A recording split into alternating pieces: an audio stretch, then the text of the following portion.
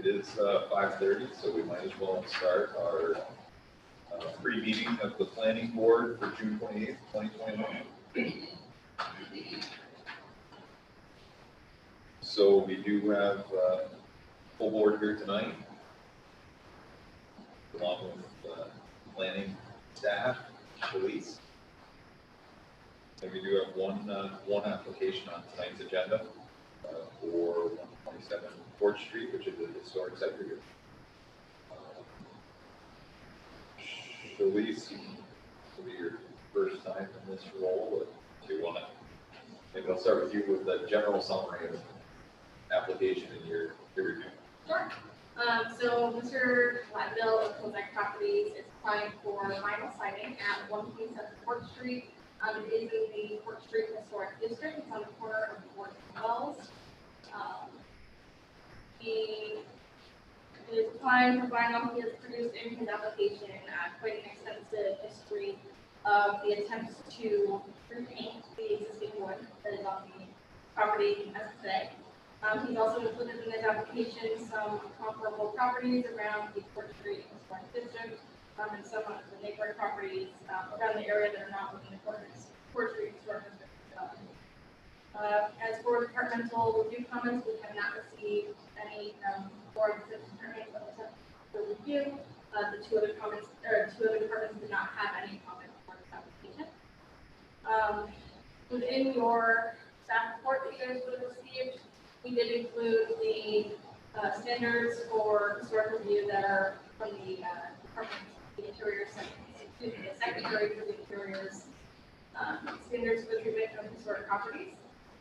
We did identify for you a recommendation that of the four treatments that are for preservation, rehabilitation, restoration, and reconstruction. We did identify that this property would likely go through rehabilitation, and that is based on the level of significance to the historical district and the physical condition. That is the report we received.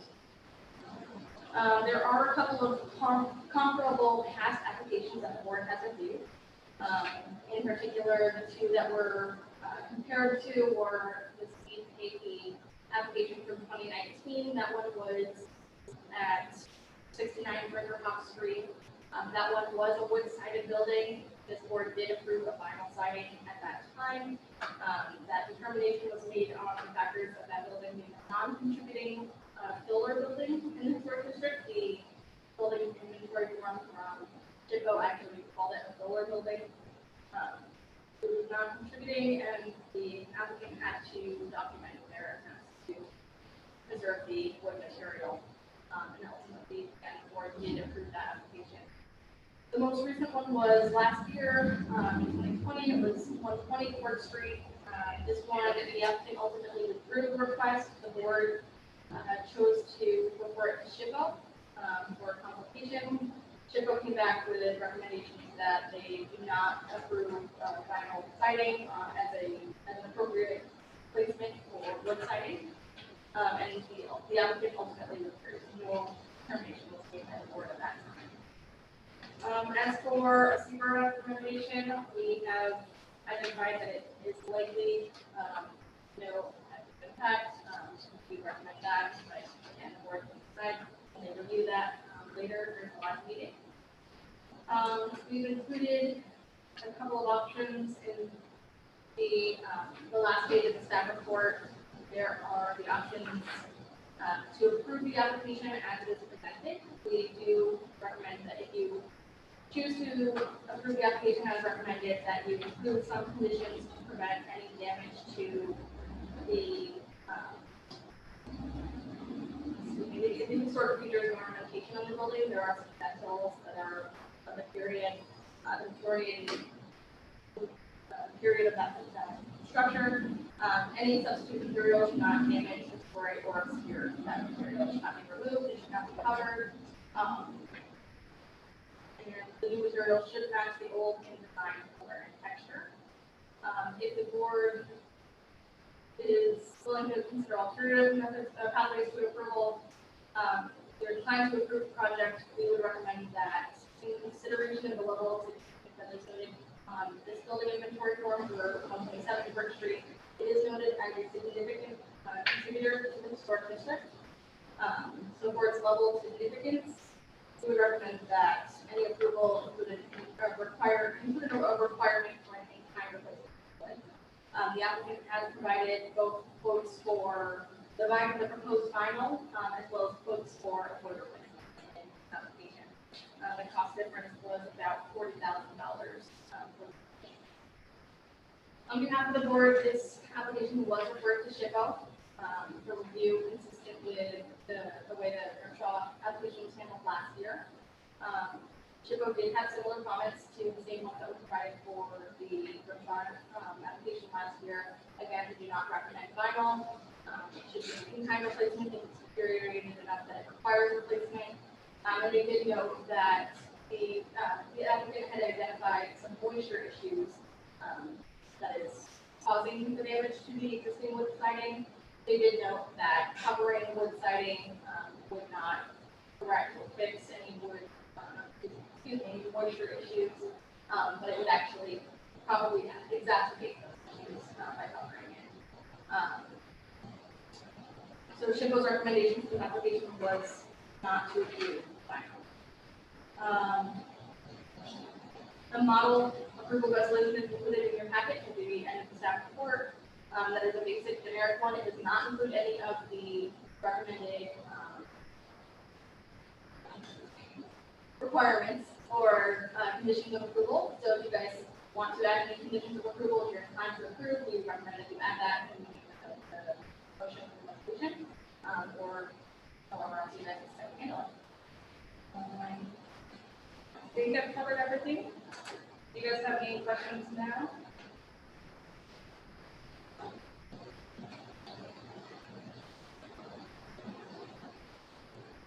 Okay, so obviously open it to the board for any questions on what's presented here or Shalisa's presentation. Does anybody have any opening comments or questions? I have a question, Jim. Looking at the staff recommendations, item B2, or actually B1, these substitute material use shall not damage historic features from ornamentation. What specifically are we talking about? Because in that scenario, I'm assuming that we'd be approving replacement of clapboard, but some of the like portals and that kind of thing would be retained in wood, but I don't know exactly what that means. So particularly this building did have some stencils that were relevant to the period. I did not bring my historic site review book down with me, which I should have. But specifically there are, I do have it in our presentation here.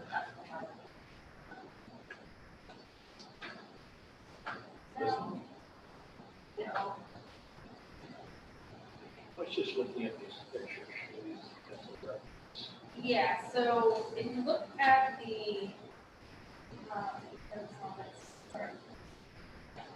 so this picture right here, it's kind of like these, right along here. And Jim, I think maybe you might be able to offer a little bit more information regarding the architectural design there. Could be considered dental work or soffit. Underneath that small porch area. I'm sorry, hard for lights on in here to see it, but this type of dental work under the soffit. So those should not be covered or removed in any way. Then across the roof line on the top is additional ornamentation. And I would describe as portals, I may be incorrect, as opposed to the dental work they're just talking about.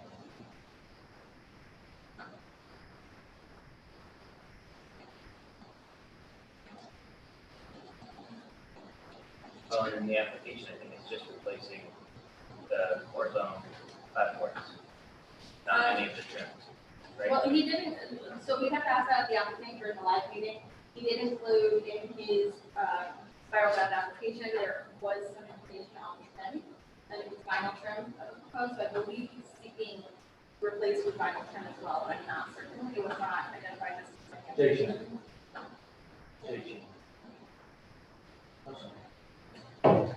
So I'm uncertain at the time, but it looks like he's looking to replace with vinyl trim.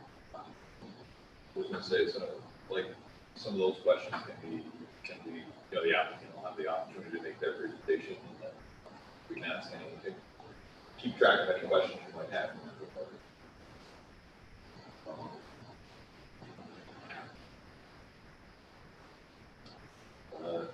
Shalice, in terms of some of the application items presented, the SHPO comment letter, is that in our packet?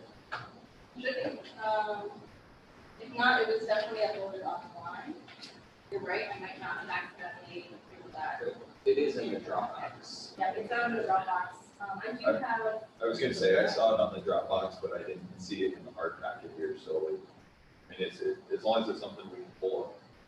we have the comments, the 4 comments right here. That's standard, otherwise, in the letter, but we have the 4 comments. And that's based on the complete bound book here. Yes, the only change to that was, in the spiral bound application, the applicant had identified a different type of vinyl, a different style of vinyl. It was very similar, but it's essentially, it's the same brand, but now it's Timberlake vinyl instead of the other one originally included, sorry.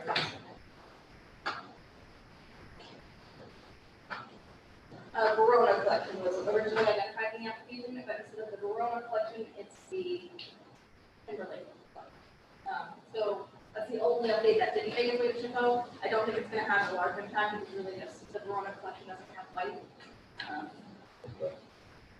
And in this case, the SHPO referral came out of our office, which we've done before, but the applicant hasn't had any opportunity to respond to it or to correspond with SHPO at this time. No, we did forward comments on the applicant, but. Okay.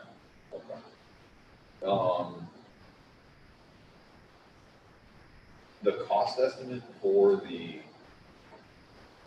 more costlier fix, that is where this application. So, sorry, again, that made it to Dropbox, but not to the review package because that came in later. Okay. So that is, again, it's here in the PowerPoint, we do have that here. I was more looking just like a physical estimate, like it's contractor such and such, this is how much. Yeah, so that's the wood. Okay. I got that, I saw the vinyl and the cost estimate. Last section. Yeah, the vinyl's in the packet and the wood is on Dropbox. That's what I'm saying. So that, Would you be able to print that out? they look pretty good. Would you be able to print that out for people that don't have that? Yeah. Yeah. Like So, a SHPO letter and then, Have them upstairs. yeah. That time. If we have time. we'll probably have time. Like I said, so the vinyl is in, like, anybody that's got the hard pack has the vinyl is in there, but not the other Like some wood, the wood. wood is in the Dropbox. No. Yeah.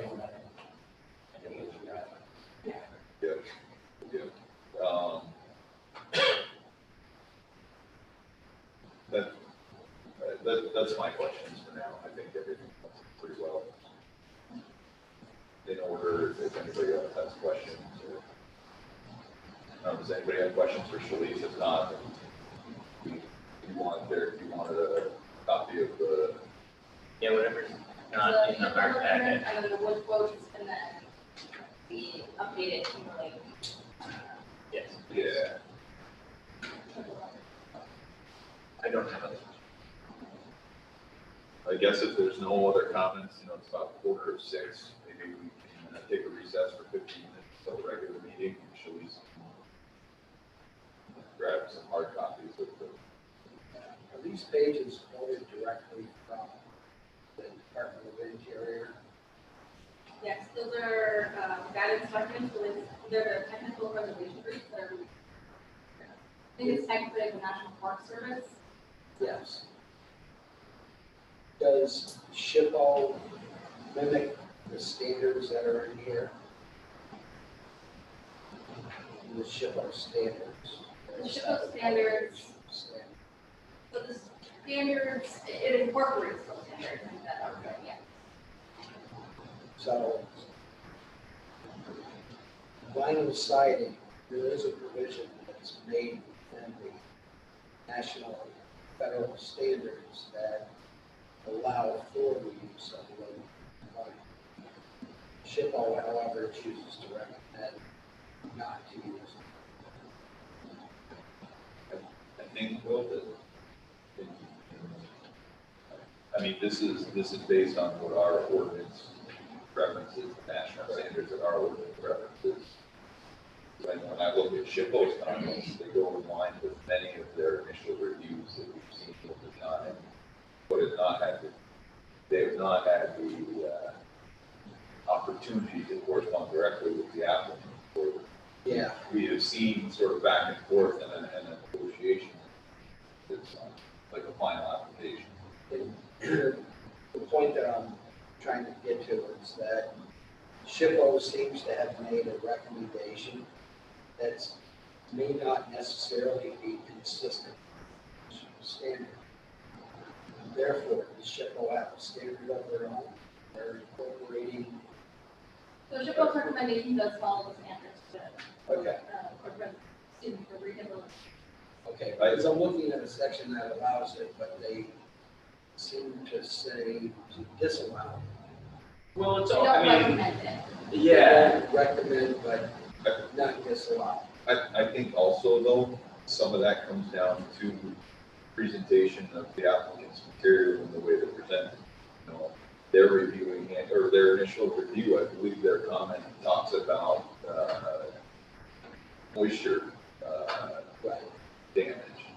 You know, these provisions within this use of vinyl aluminum sort of targets 2 or 3 specific reasonings that you have to outline to do that. And some of that can be presentation in the application Yeah. as it stands today. Yeah, because if the issue is moisture, and moisture can be attracted from the interior or the exterior.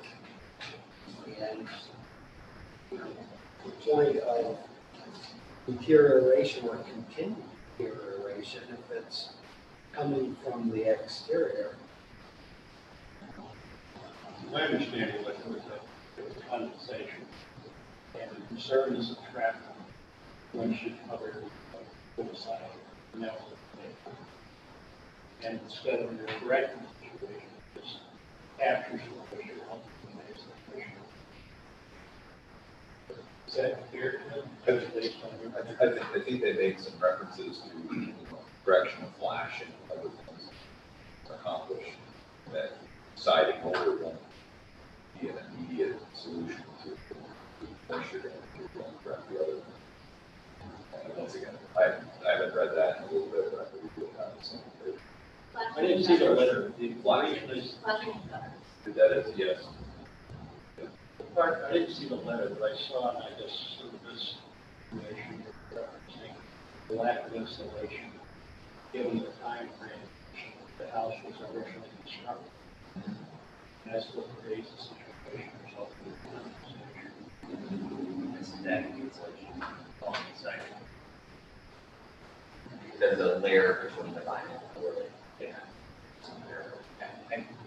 I've never heard SHPO make comments about condensation. I mean, do they normally comment on that type of stuff, or they, I know that statements or presentations. Because part of the application, they need that thing, Okay. because it was referenced in the application for reason for paint on a bearing. The condensation, moisture. I believe if those clapboards are what you're. I don't know, we'd have to ask the applicant. Okay.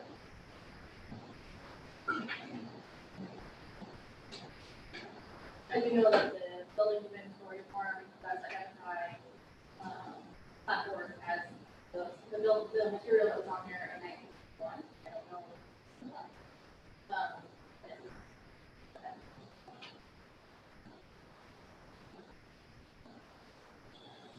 10 off. I mean, if you want to continue our discussions, we can surely do that. Does anybody have any specific questions for Sharice at this moment?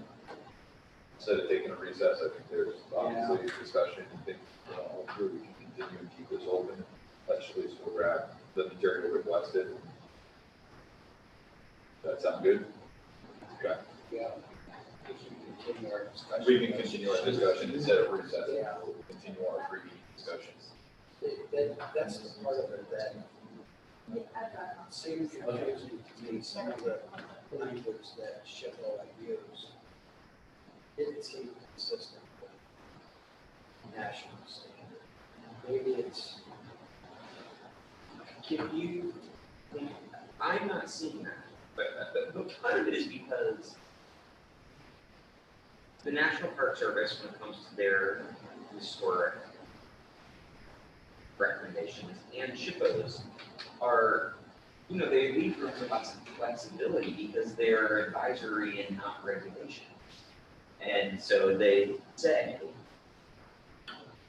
we recommend in these conditions that you would do this, and other conditions you might do something else. So I see lots of ambiguous and kind of vague language in both of them, but I was just reading on page 5 of the preservation brief, there are 3 criteria for when aluminum and vinyl siding could be acceptable. But again, it says, may be acceptable, so it's very vague. 1, the existing siding is so deteriorated or damaged that it can't be repaired. 2, the substitute material can be installed without irreversibly damaging or obscuring the architectural features and trim of the building. And 3, the substitute material can match the historic material in size, profile, and finish. So there's no change in character.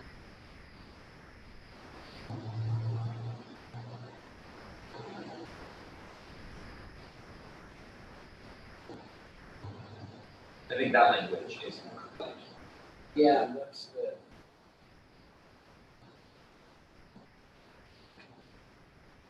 I think it's pointing towards a practical matter, kind of a hybrid solution. There's something like plywood might be replaced with but trim and architectural details will be being put so that you probably wouldn't even recognize that plywood. Yeah. Well, I think that's what the health is.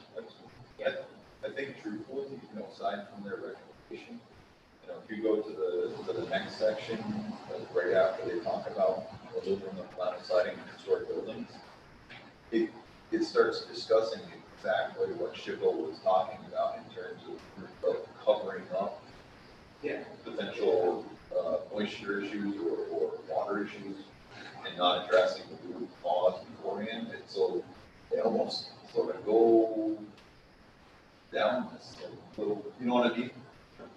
Almost the way this is written. I don't know if the application presents everything to them though that brings them beyond to the point of where they're right. I still think kept that, it ambiguous. yeah, Based on the detail that they might need for. I was, So I guess that's Thank what you. we're.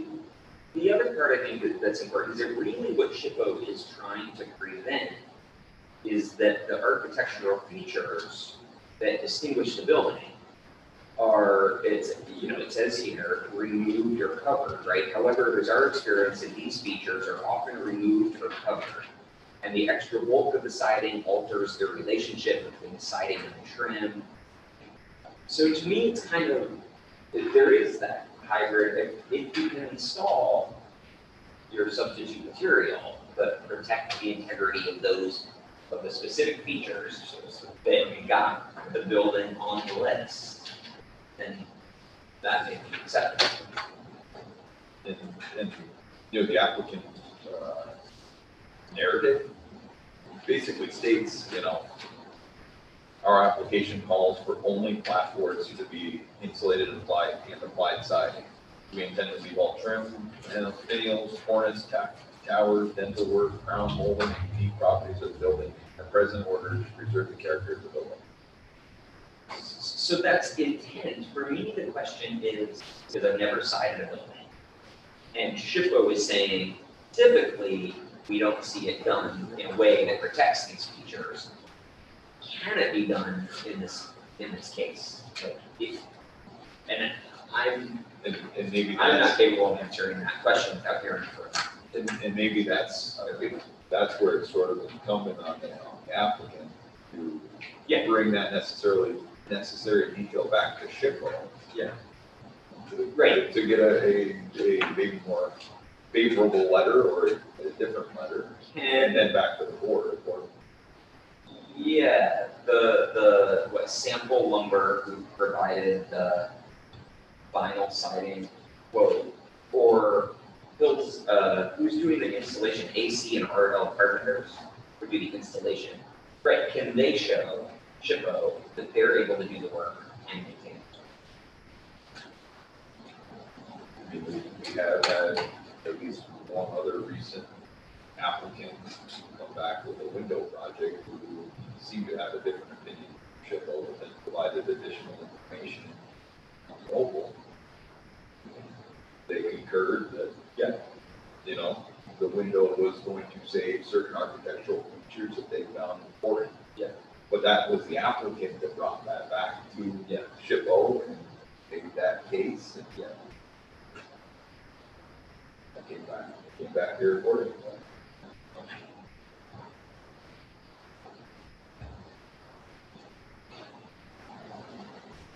I know that the deterioration that I seem to sense more is applied from exterior conditions, like better controlling runoff water.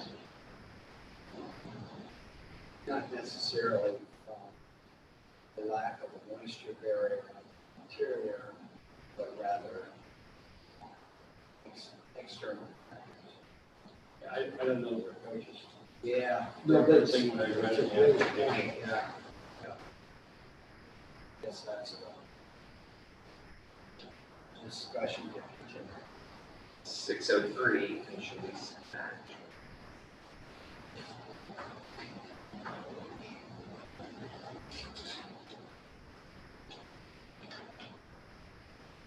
I mean, there is no question looking at those different pictures here, there is deterioration.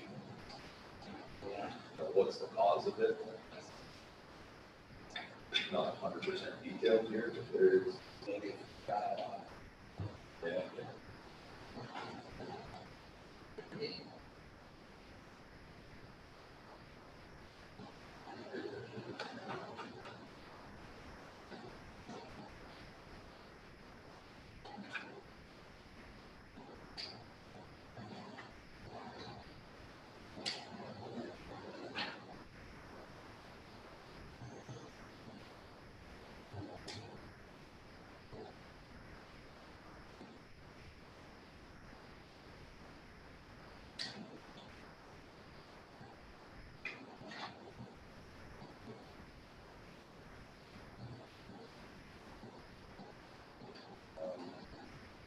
So Shalice did provide everybody, some of the information that was requested. Derek requested most of it. I don't know if there's.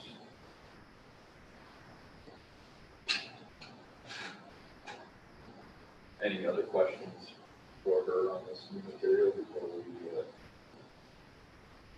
enter the regular meeting?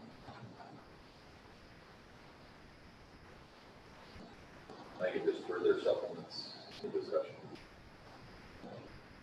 Then I-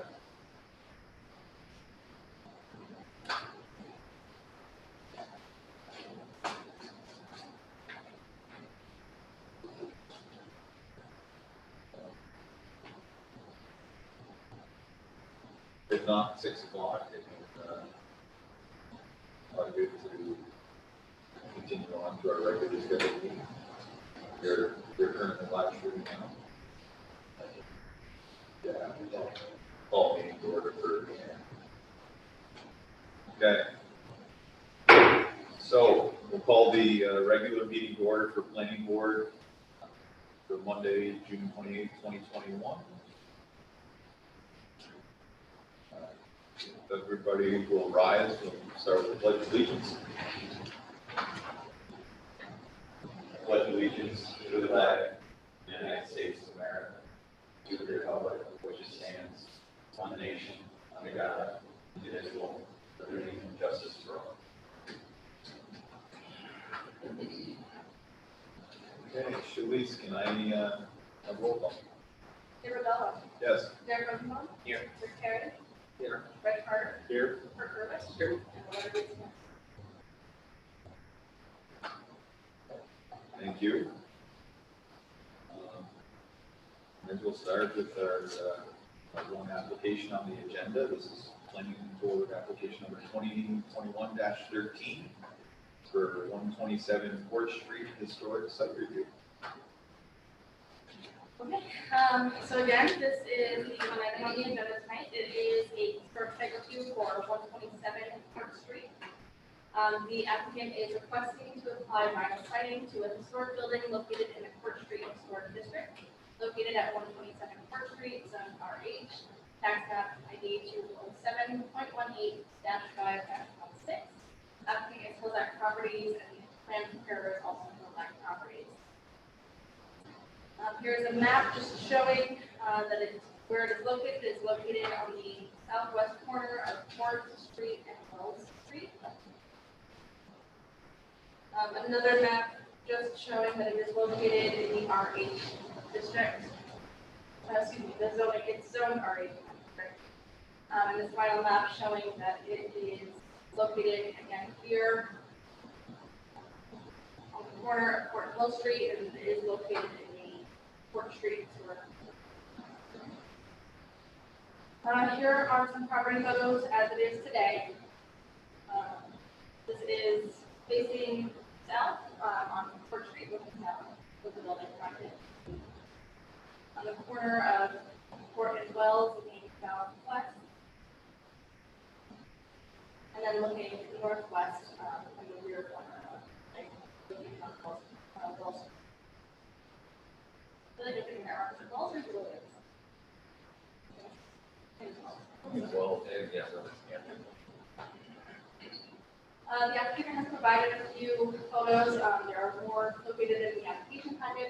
Is selection showing the damage and the deterioration of the existing wood trim, wood siding on the building.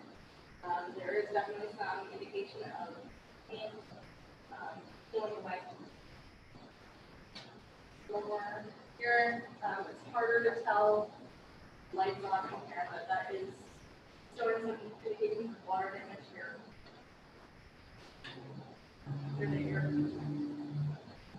Within the applicant's project narrative, he indicated an extensive list of his efforts to preserve the existing historic wood material. This list here shows the estimated prices that he paid over the years to repaint the building with the siding.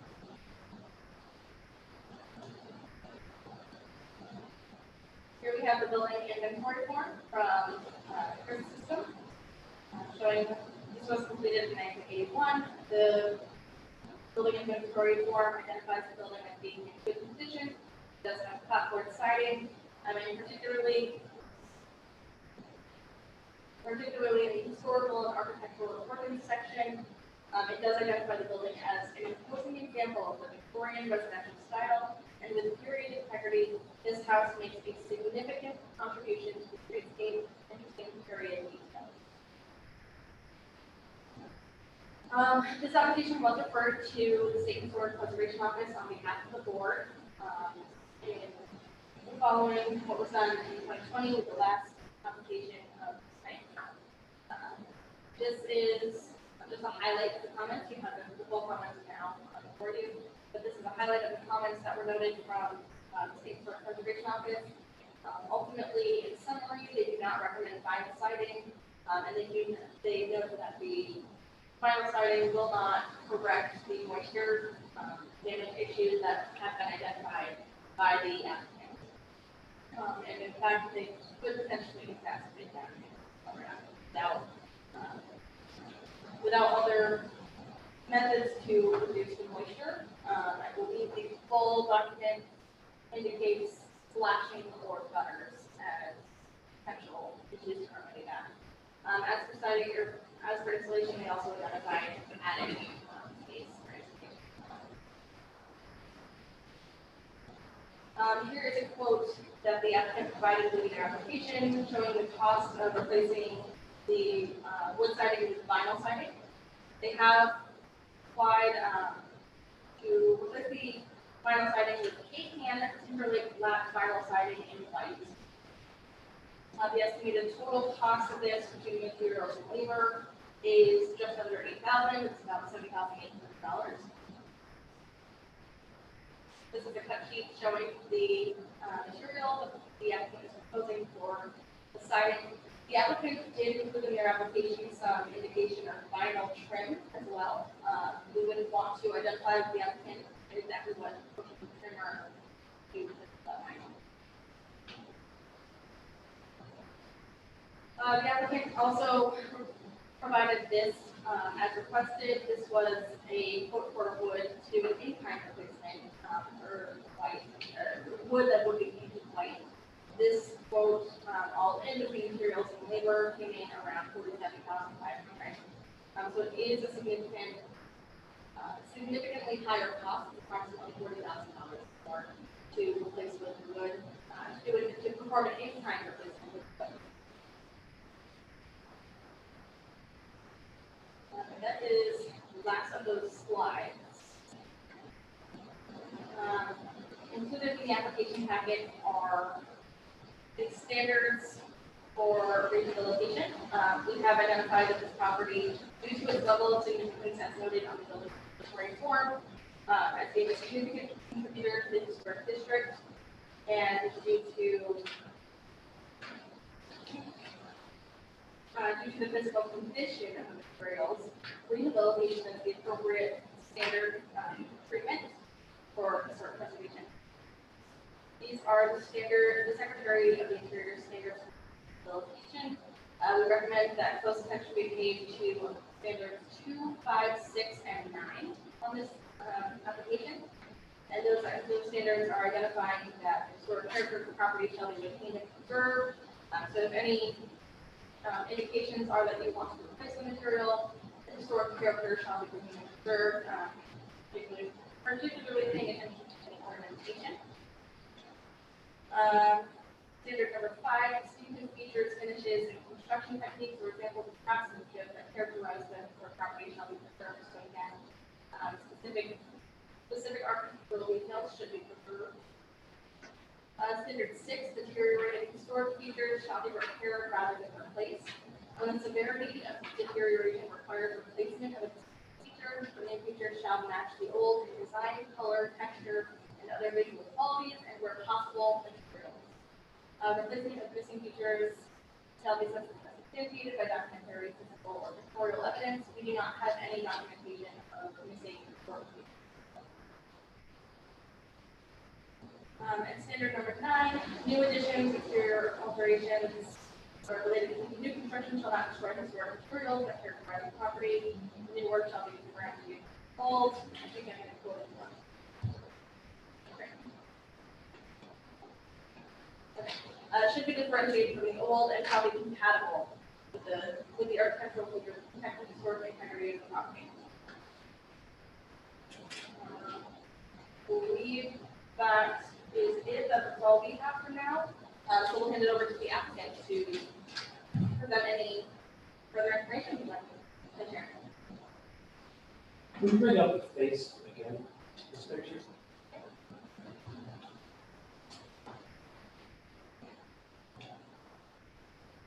You can find this one here, 127 Main view facing north. It'd be better if this, better way to do it. Yeah, then turn the page and you'll see both sides. Just about. More around the corner. Mr. Latin, sorry, could you approach the mic? It was just easier for the recording to pick up. Thank you. I didn't know the pages, so anyway.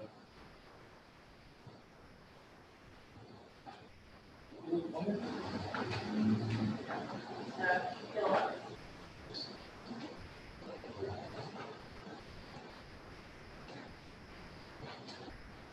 Any bigger? Does the pointer get any bigger? No, no, picture. I don't think I can enlarge the version part. Okay. Maybe.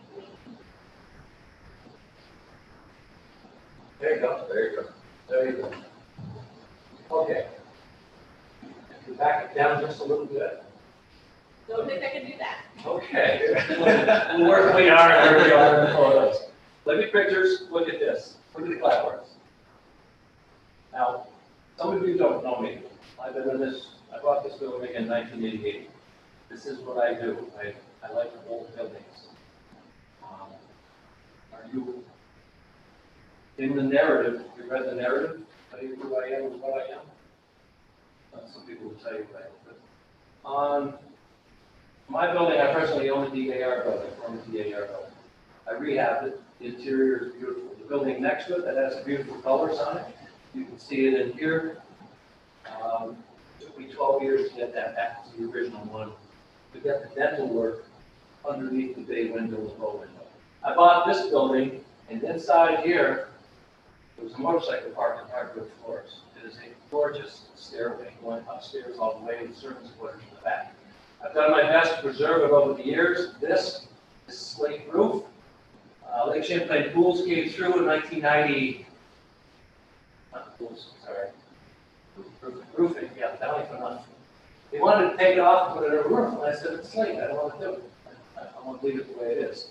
It cost me a fortune to put one up because you probably ruin, what, 9, 12 by the time you get to one.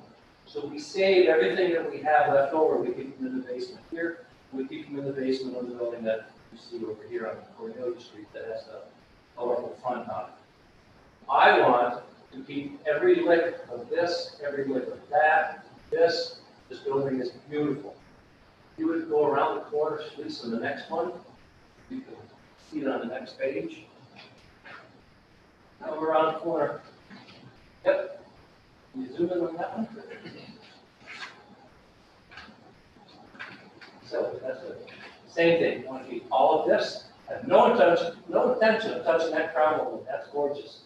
I've replaced it over the years. Mr. and Mrs. Squirrel have lived here. They moved in over here a couple of times. We have little sound things in there that you put in and keep them out. We replaced this window exactly the same way it was. This we had to replace 6 years ago because it just ate out. We had it again, and you can see what shape it's in. I have no intention of touching any of this, any of this, this. This is what makes the building. And this, it has a presence, it's a statement. This, all of that stays. Anything you see in here, according to my narrative, that is wood clapboard only, stays. Go at the top up here, you'll see a finial. Leave that where it is, leave this. I'm going to find out where the rope is, because I'm going to have to be putting siding up on that one. Paint. We have to do it, same thing here. I don't want that touched. Little overhangs here, we've had to replace a few times over the years. Put it back exactly the way it was. This area remains a problem because of the flashing. It accumulates here, goes here, and can you come one more picture? Oh, that'll show that area. Come around one more. Come around that side. Yep. Right into there. We've replaced that 2 or 3 times. It just wants to keep rotting. The runoff is killing it. Now, culling Robert's gardener. If I want to put gutters on here, how do I do it? So you have to remove all the crown molding, take that off, put pressure treated, and build it out. No. We have another way of saying that, but no, I'm not touching that. I'm not touching any of this. That will stay the same. This, I'm just tired of replacing it. Rots, comes down in apartment 3, rots the ceiling out. Same thing back here, comes back to number 4. Over here, apartment 2. Constant rot up here on 4. That's the flat roof, not intended for the rate and the snow bearing. We had snow and moved it back, what, 8, 9 years ago? We had every every 2 feet, we had 20 inches, every 2 weeks, we had 20 inches of snow. It built up and it was a nightmare trying to get those things. It was just a mess. This area, if you can zoom in on that one, Sharice, which somebody had commented earlier on, maybe the next photo, maybe the next picture. I don't think I have any more. You showed an Oh, area, there we go. there was one in here. Yeah, that's beautiful. But that area, you can see where the sun don't shine. It is constantly dead, they came through here, they replaced this. If you own a home, and you have cable phone, over years, cable phone, internet, they just come in and drill wherever they want. We end up with holes, all kinds of problems, and we want that covered. I had them during the ice storm fix this, replace this. That was done. There's over here, there's a Vilco door. We had to replace that. I don't want to put in anything that's modern. I want it period. We stay, the porch stays. If we can go back again, Lynn. Thank you. Zoom right. I don't think you can actually see where that are.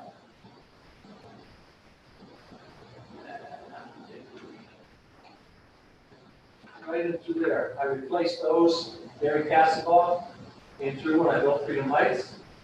We replaced these and we put those in, which were period.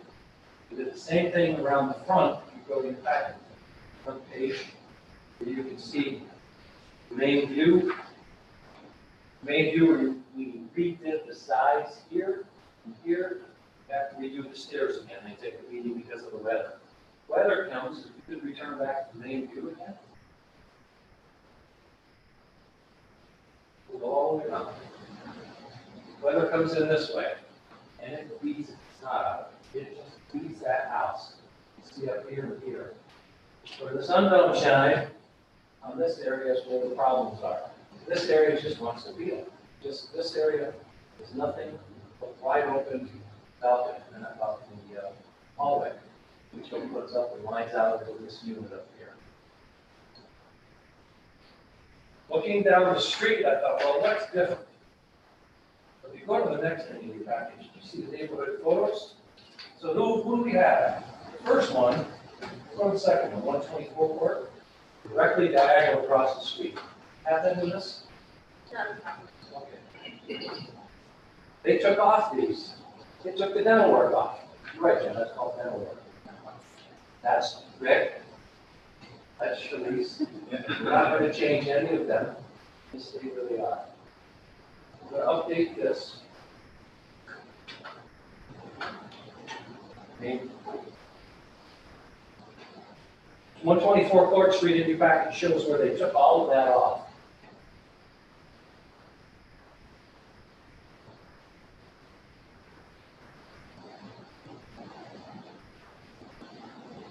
There you go.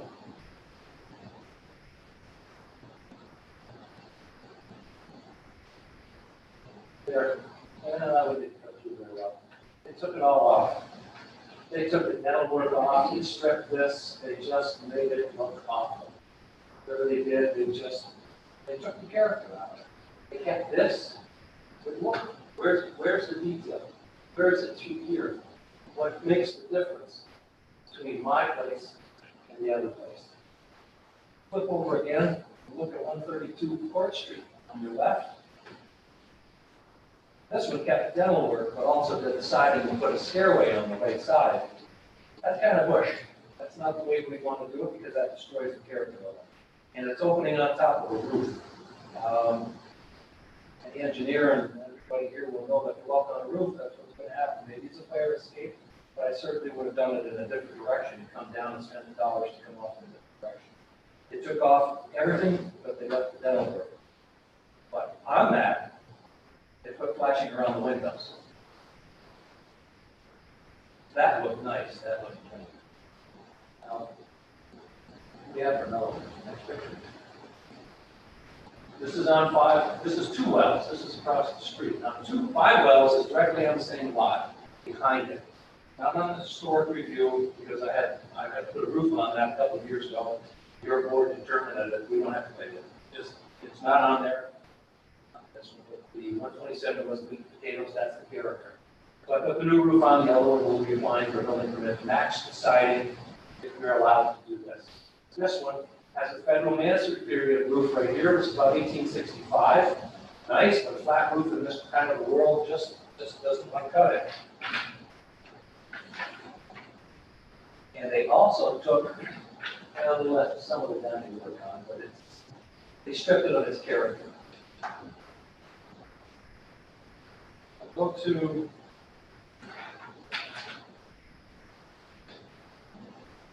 132 again.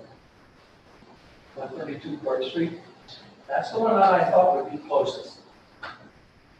It's close, I mean, this picture doesn't do much, Justin came out dark, but then your package will see it. It's busy. It's not what I would do. It just, I don't like this. They lost the character of it, and they wiped out the window character. You go back to the main.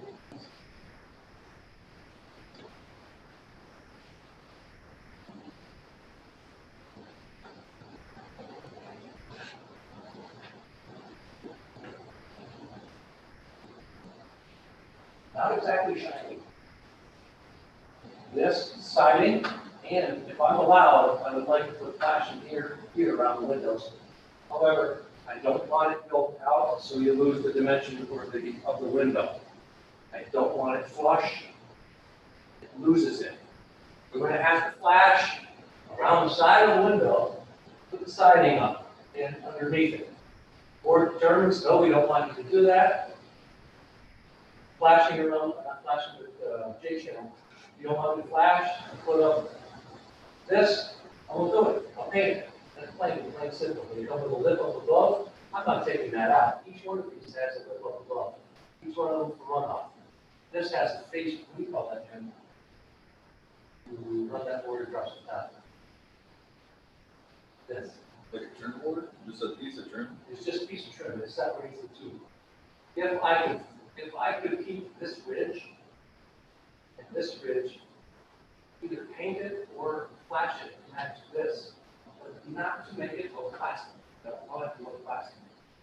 What I put on there is going to stay out for 30 years, and I'm very conscious about when I dig a hole and I put a foundation in, it's going to be there for hopefully 100 years. I'm conscious as to what I do. You had a question on, will the siding look, was it Chippo? I had a question of whether the siding will look. Did you see the sample of siding? What did you see the sample? The physical sample? Oh, yeah, there's a Physical? physical sample upstairs. I got it.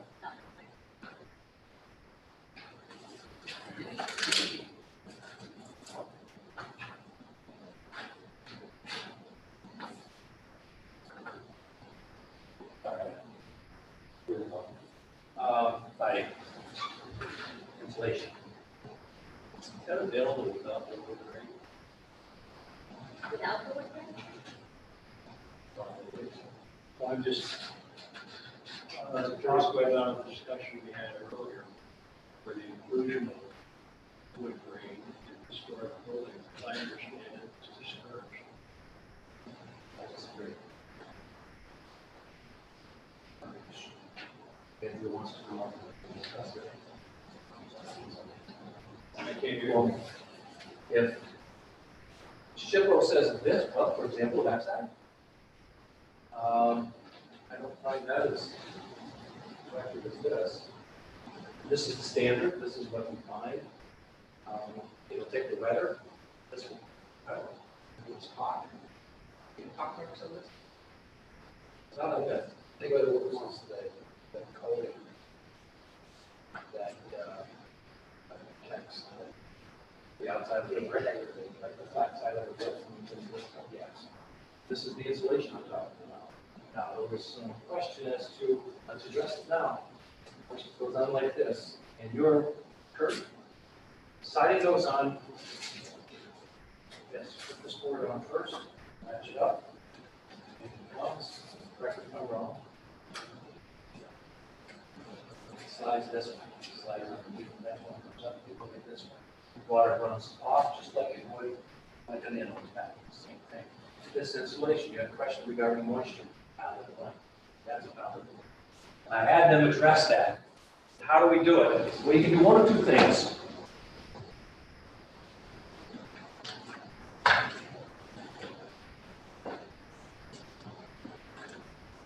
You put these in, these. You put these in on, well, you can put them in on runs, you can put them in on sides. Under here, here, over here,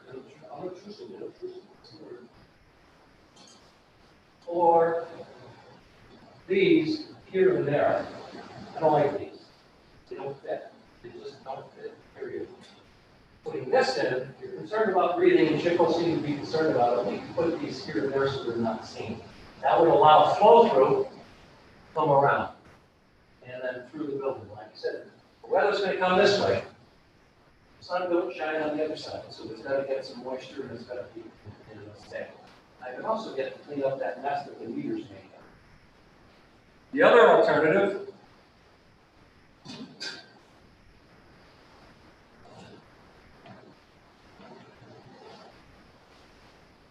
hydro flash. The house rat that drains, lets the moisture out, the vortex.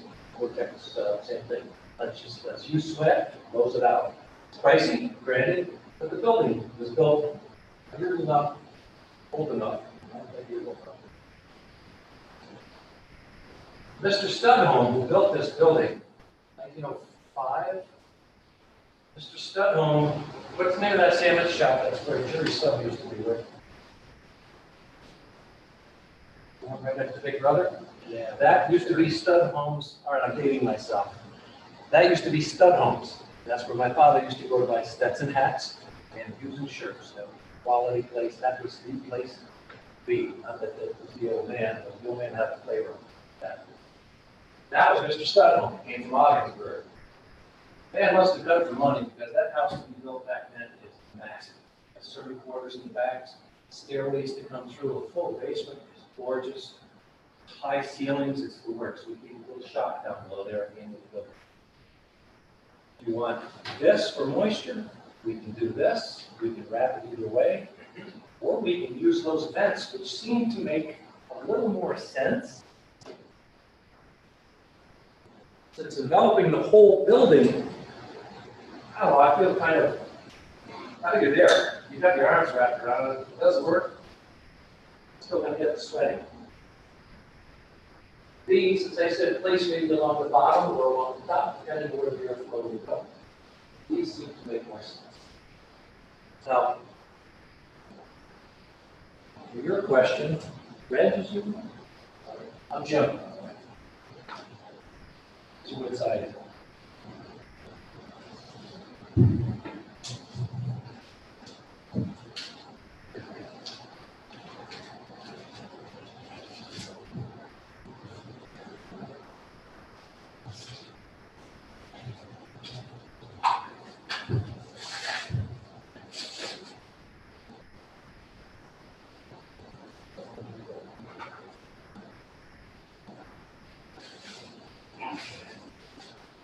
You don't have right I got it back then.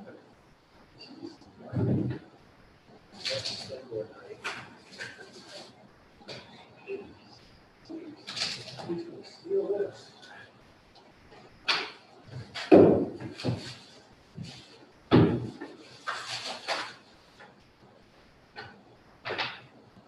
Needs to be primed. It goes to finish paint. And it's got to be a semi-gloss. If you want glass, we can tell you. Yeah. Guys can tell you the higher gloss, the longer you can wear.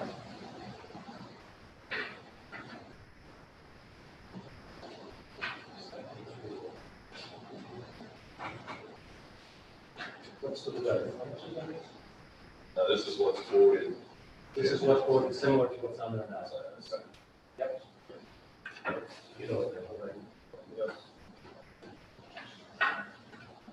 And they just simply overlap. That's all it is. The key paint on this, we got a quote. I'm going to get 5 years before I have to do this again, constantly. You come around the flip side if you wish, please. Go around.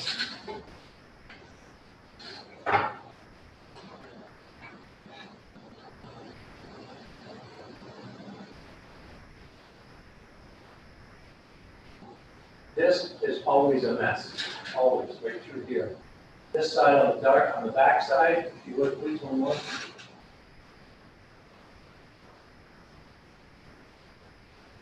Owned the building since '88, I've replaced this 30 twice. And look what this is, we replaced that. AC and RL carpenters have been with me 10 years.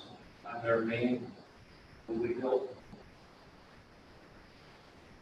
78 South Peru Street, Freedom Heights. I built Freedom Heights, Fort Brown, 24 units on South Peru Street.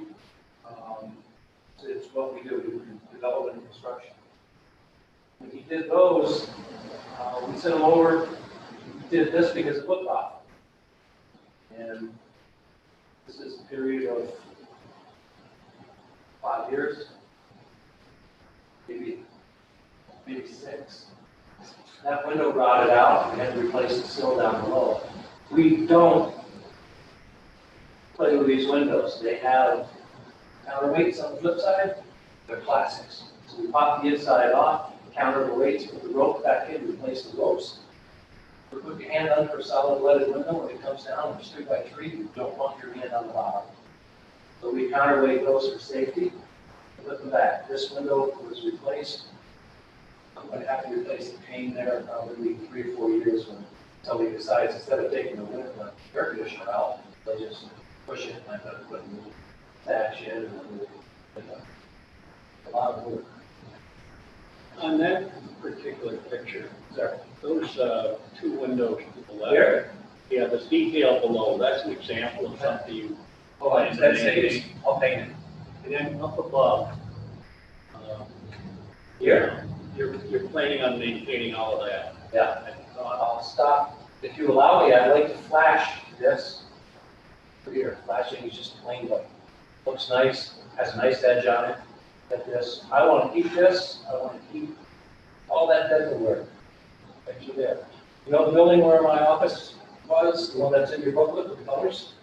This dental work here, I found a silhouette like this underneath the window. We had to make it tweaks to make that dental work and they put it back the way it was, score with the lumber so it would adhere to the back.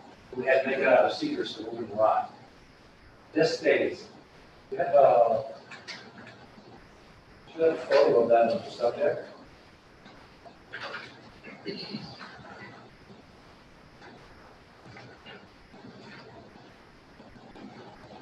There's 3 of them. If you look at page right after the subject photo, should be the 3rd photo. You got kind of a side view of it. 3 of those.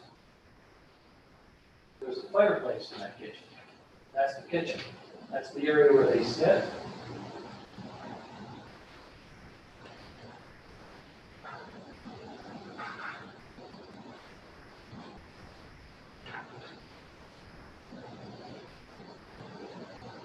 Oh, one. There, I'll flip it. Please. You can see it right here. That's their kitchen. That's their entrance door off this porch. This is the living room. And there, if you walk in that front door on your left, there is an oak fireplace with motor pearl inlay around the side of it. And slate on the floor. We preserved it. We've taken every bit of hardwood in this floor, in this building, and we've done every bit of it. The foyer maybe 3 times over the period of 88, September of 88. A lot of times this, window stays, this stays, just look at the fireplace, that's all I want to do. And if you allow, I would like to do this too. Don't want to touch the character, but it's a maintenance right there. In our previous discussion, I was trying to make the point that the exterior factors, rainfall, runoff from the roof, are all in the area that you're identifying as your most problematic area. The areas with the extensive deterioration are also on the north side of the building. which if you add more moisture and rainfall, the other side, take the picture out. The weather comes from the southwest. Yeah, the picture I'm looking at, it shows that we have intersecting roof lines that add moisture to the exterior of the building. You get splash from roof line, but with no sun to dry it out, moisture tends to be retained in those areas. Promoting deterioration. Especially with the paint chipped off. Yes. Is there any way to control the rainwater as it runs off? Yes. To stop it? Yes. We talked about this area. Both Somewhere up to here and on the flip side, right? Yeah, there and on the east side of On the back side of it, Yes, right there. that's the concentration. Those are the areas where the roof lines intersect above it. I can gutter it, but I have to take that out. Some of this would have to come out. We can't build out. The crown molding, they can't build, it won't last the winter, especially on a slate roof. It comes down in sheets, and it's gonna blow whatever I put up there away. I can.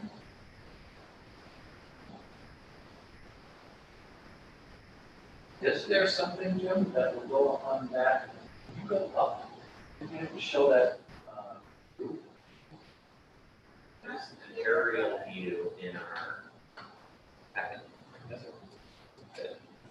It's distant, but it gets at it a little bit. Yeah, that gets it. There's the roofs. You're right, Rick, they all come down in one area. You know, feet's right there. And that's the area I can't keep siding on, can't keep paint on. And if I can go up here and return that flat sheet, at least get it to disperse. There must be something, Jim, on that, that'll sit under snake. I don't know. Once again, I'm sure there's different architectural details to address that, which is the most appropriate. for- Even something on a slant, Yeah, for that question though, you know, slant it over here, or just slant it away, or to. I love it. I love it.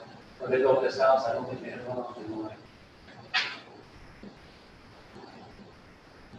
But I think we'll all agree it's a beautiful building.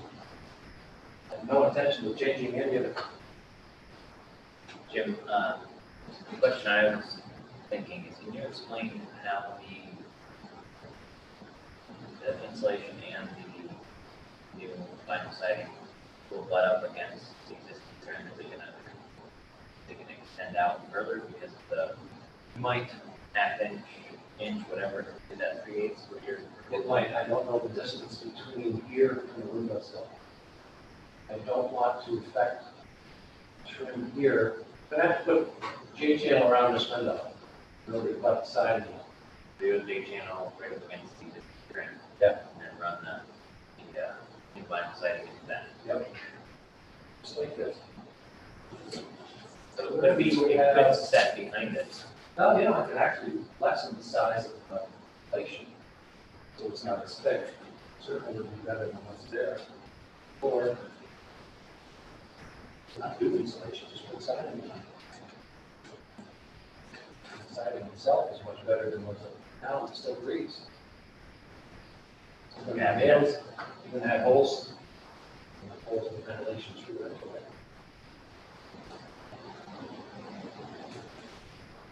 Is the house wrap factored into any of the quotes? That's in addition to, they just brought that, Kevin Sanford brought that into this afternoon. We didn't want to wait for last time. That's just like house wrap, very thin. Very thin, like a wood. I've never used it, but I don't know. I don't know it, but I've never used it. So when we build the new ones, look at the installation side, everyone. I believe that the addition of the fence would resolve. Sorry? You believe that the addition of the fence is show to us would resolve the moisture issue. It would certainly help. It would certainly have a function. I mean, you have concern about moisture inside. Maybe you have to move. That can here and there, as long as it's not. Just wondering if you put the vents in, to resolve the moisture issue, would you reconsider whether or not you want it to be? As a moisture site. My understanding, based on your application, is that because the moisture issue came from the hearing, so you want to side the building, and you believe that if you add the vents, that will resolve the moisture issue. So my question is, if you add vents to resolve the moisture issue, might you consider paving as opposed to siding the building? So in other words, put the venting in presently where it is. I don't know. So it either, I probably tell you there's stone, because they build that kind of construction probably. And it's probably brick insulation or stair windows. Do you have any other deterioration of the exterior other than these areas here?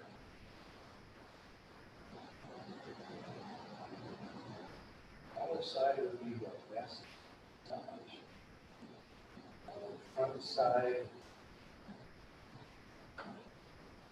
can't keep paint on the front areas up in here. Up in here, that's a mess, because it's so high. This area wants to take moisture, no, the moisture would be here on the flip side. I don't see anything wrong with the porch. That's what Mr. Burdick ran into the 20 years ago. When we got down there, we saw that we had to support that, by the way. Thank you, Mr. Burdick, but anyway. I don't see any moisture at all here, but I think that's because it gets more sun. The west end, flip side of this would be the west, and the sun would come this way. So at least have some sunshine. I'm concerned about this rotting out underneath. And we've had to replace and repair that sill a couple of times under there. That foundation is a good 3 to 4 feet wide. It's all stone construction. We do find water build up here. That's where the sump pump is in the basement. And find it running underneath the basement down toward the center. So you are right, Rick. Because we're off there specifically in that area. Those are the areas that can be spent on long term. So if you don't have that problem anywhere else on the building, it would lead me to initially conclude that it's not moisture leaching out of the building rather than the exterior siding of the building retaining water and not having enough natural sunlight to have that moisture distance. That's why. I'm not saying that that's the problem. When you don't have it in other places. Why would this rot all the time when the other side doesn't? Correct. More air on the other side. Do we know when the other neighboring properties died? Anyone know that? I don't think it was done. Been there for years. They were gonna like it. But I haven't seen anything for that at my time on the board. You've been 10 years. in business 20 years. Yeah. And remember when I bought this in 1988, maybe within 10 years after that, the roof needed repair. Down even up, sat right here. Come on up. No, thank you. And he said, I could take this all out and put it on. And I said, no. So that had to be probably, what, 88, 98. So there was no control back then as to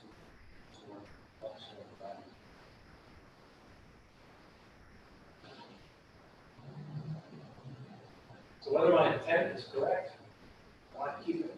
I want to keep the character. I hope you understand that. I want to keep the character. I just want tired of throwing money at it every 4 years. 10 grand every 4 years just to maintain portions of it. Doesn't make sense. Let's say that, look at fall down. That repair, go back the way it is. I can't we just keep integrity and work the right way now.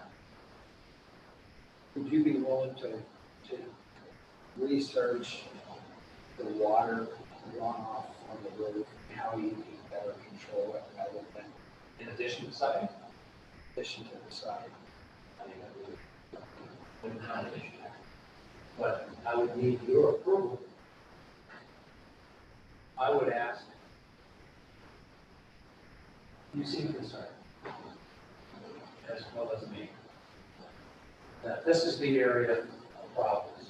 So if I decide this, if I come up with a couple of alternatives to divert the water from here, I come back to you and go, Ellen, lady, this is what they showed me, which do you want? I really don't want to take that crown molding off here.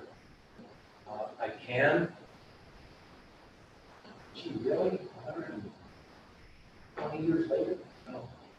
If I can get up here, divert it before it gets to that point, maybe there's something that runs over it. Maybe there's something that'll channel it from here to a downspout on the flip side that I can run in that corner. It's possible. That's a very good possibility, actually. That would run from here, channel it here, up above, channel it there, over, and then down. And then just downspout right there, and then pitch it over.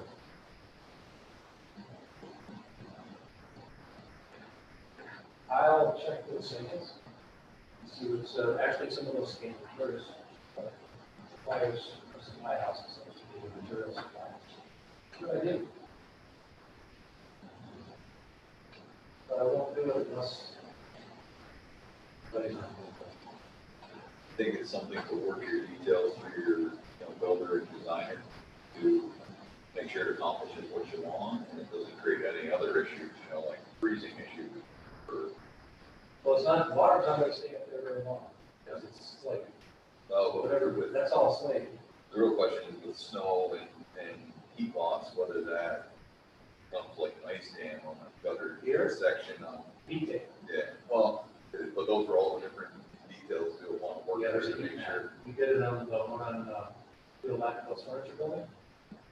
We put heat tape all along the front of that, so that this is top of the building, and we taped it inside the gutters and inside the downspouts. So, not burn out, no, so. And we put ice stops. I'm not putting ice stops in there. That'll break all the slide. That's gonna be a nightmare. I want to stay off that roof as much as possible.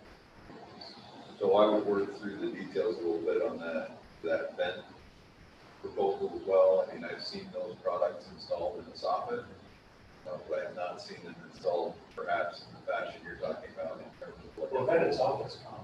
Yeah, but and I've seen both those products in that installation. I've not seen them in what you're asking the board as a. Where have you potential seen it that you live here? I'm not sure, to be honest with you, in terms of venting of vinyl siding, which I'm assuming they're considered as trapping moisture of either issues with your flashing, and then the moisture gets trapped in behind the vinyl, and then that becomes further deterioration that's just unseen over time, and it starts to deteriorate the structure. But if I don't put the insulation in, I wouldn't need the venting because it would read itself. Once again, I'm just commenting in regards to what SHPO is outlining. When I see SHPO's comments, they We're really, talking about moisture, so. yeah, they really have three things that they comment on. Number one is that their experience that the features are often removed or covered during installation. So during a vinyl installation, they're encouraged by your architectural, you want to retain the architectural features, but in their, I guess you need to get past their experience to, that somehow gets covered up. Number two, and this gets back to your question, Derek, is that the extra bulk siding will alter the relationship between siding and trim causing siding to sit flush with or crowd of trim, which will alter historic appearance. So I guess working through that detail a little bit, and I appreciate, keeping all of those architectural features, but how are, the installation of the vinyl siding and then the insulation, whether that occurs or not going to alter what Chip was pointing out. Now, one question I did have is, in the wood siding quote, they're talking about removing all of the wood siding for new. Is that a potential with the vinyl? But is that an Some option? areas they like, don't know how much money. And I don't either. I mean, But I'm afraid, but that might be, that, in some areas possibly, that, in these areas where it's waterlogged, you may want to go in there, if it is wet, right, of course, bend it with cream, address those problems. I can do that in construction building. that might be a way of I have no problem with that. proving or disproving how you can decide this and it. I think without the insulation, I think venting was be sufficient, just decided. Along that same line, your question here. The estimate of $47,000, that assumes you would reside the entire building. Is there an opportunity to reside selectively based on what Rick was pointing out as far as, water, figuring out a way to manage that? As opposed to, well, if the paint every 5 years is caused by the moisture issue, you're able to resolve the moisture issue, does that change the economics as it relates to painting, where you're going to be And in an ideal world, if that indeed did solve the problem, yes. But, I'm not going to be that for 5 years. It was a bit of a gamble. Just take a piece of it. What you're saying, take a piece of it. Take some of the ones that are problem children areas, here, and simply side this area. But again, if we have to address what's here, why not just side it? Have you already placed some things? Yeah, There's actually here. On that side, right there, on the window, and through here. And at Crown Building several times, now we just got tired of it. Squirrels chewing through it. Took all the trees around it away, so they couldn't jump in, and little buggers would crawl up anything. And chewed away right here, so we put that in, and they chewed away at that. Around this corner on the edge, on number 4, it's a flat roof, they chewed there as well. Like you said, they had to put sound, somehow they need to plug in, they don't like it. Figuring it's alternatives, music, I don't know.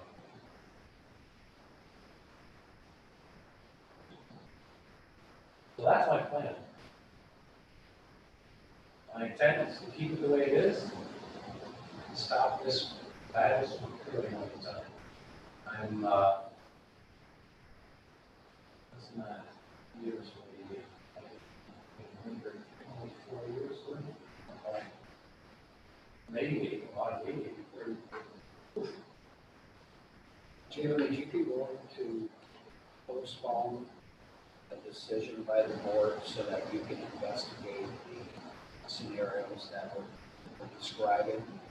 Run off here. Run off. What answers do you want? What questions? Well, let's compile those. It's, I will do it. Please call the building inspector downstairs and tell him to stop sending me violations to do something about painting. I have no idea what happened to the board. Shalice, can we, Did somebody tell him? Yeah, sorry, you're receiving violation of system. Still, they're not looking today. For what was it? Violation of, deteriorating out exterior and needs painting. Third one. I would, If you just let them know that you're before us, then. On that. I would think it's there for the board, but, just put a notice to the building department that the applicant is making effort to work to go find. I'm trying. But I think the board feel that's appropriate. right? I think so, and exploring different design options for addressing this, Yeah. No, I think there's There's a way to do this. I was gonna say, in terms of the questions, I sort of think that Shippo's initial comments sort of capture all of our questions holistically. Once again, about how the details going to be come together, as you verbally indicated and outlined, but how is that detail actually going to preserve the architectural character? That might need to be captured. To me, Shippo was saying, don't mess with this, mess with this, don't mess with the detail down here, and I have no intention of doing that. Yes, yes. So that may require, in order, in going back to them with a response, maybe a little more detailed plan to outline that, how that's going to all occur, based on existing conditions. So in past, other applicants I can think of here, they had to put together a little more of a detailed plan to outline how that's all going to be accomplished beyond the written narrative. I think that's what Shippo is ultimately looking for here, so that it, I guess, gets past their past experience as they outline. Does Shippo supersede the decision of the planning board? So one thing I'll say, and I mean, the rest of the board will comment on this, one thing we've been staying rather consistent on with buildings of architectural character as noted, is many of them, not all of them, are done Shippo very recent. And that's one thing that's been pretty consistent. I can tell you there's other history that hasn't been. But I can also tell you stuff in this district that didn't go to Shippo prior to being on this board. The board requested a plan, architectural plan. So. Asking Shippo? No, requested it. They requested an architectural plan to support what was going to be done in the district. I can think of a couple right off the top. I think legal aid. I believe Mr. Champagne had a building down the road that That is not forced. yeah, that went back and forth, and actually he ended up with an architectural plan. I think the gentleman that owns D&D Meats had a apartment building down the way. Yep, he came back, he ended up coming back with a plan as well. Once again, I think there's some others there. But one of the bigger things that has become more current for this board is that we've had a Shippo response on different properties. I think that you indicated in the packet back to us, one of the last ones, they chose to withdraw their application, but it was a similar structure. It was 124. 124, and they got a Shippo response very similar to this. It was almost identical.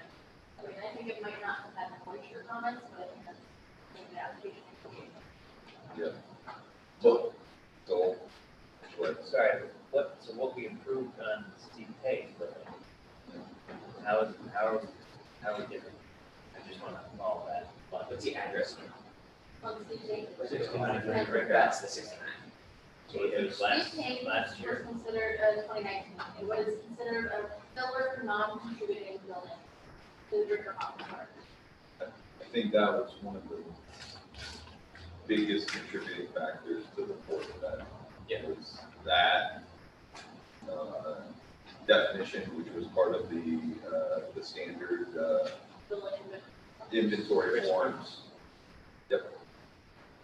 So the Chris form showed that it wasn't architecturally suited. Correct. I mean, improved it without all the stipulations. Correct. Same. Can you state that verbiage again? Yeah, sorry, I'm having a hard time hearing you. Can you state that verbiage again of exactly what that, From this application or from the Tavy one? from the Tehe one? Actually, I have no.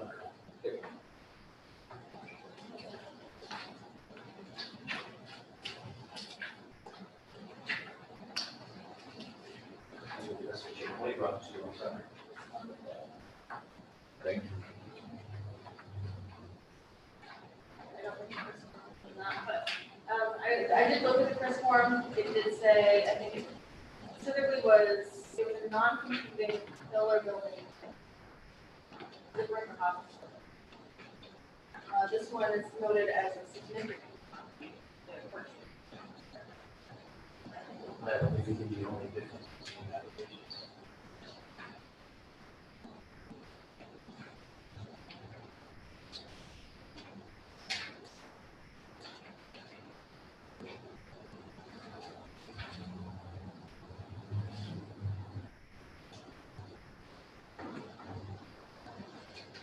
So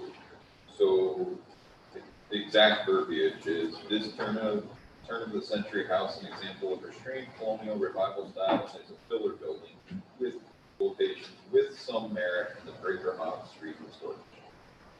That's what's on it. So, So isn't the difference historical significance? Pillar versus significance. The architectural characteristics that denote this particular building is More significant architectural. yeah, representing a time period. It says, using shirts instead. That's what I get every time I walk past it. You're lost now every time you walk by that place. Yeah. Same as you. Yeah. So whether we vote tonight or we postpone, I think we have to address the issues of the water line, how it's negative impact on the building. So we had to come back, if you had to modify part of the roof line to accommodate main water control. Will that be a significant portion of the decision? Uh, Or just a remedy for I a think small it's- situation? I think it's significant in resolving the issues.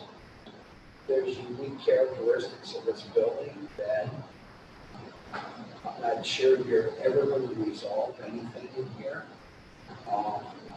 But at least siding is, vinyl siding, you're at least repelling, preserving the character of the building. You know, we can work it in to coincide with the window trim so that it's, you know, not overlapping it or flush. I think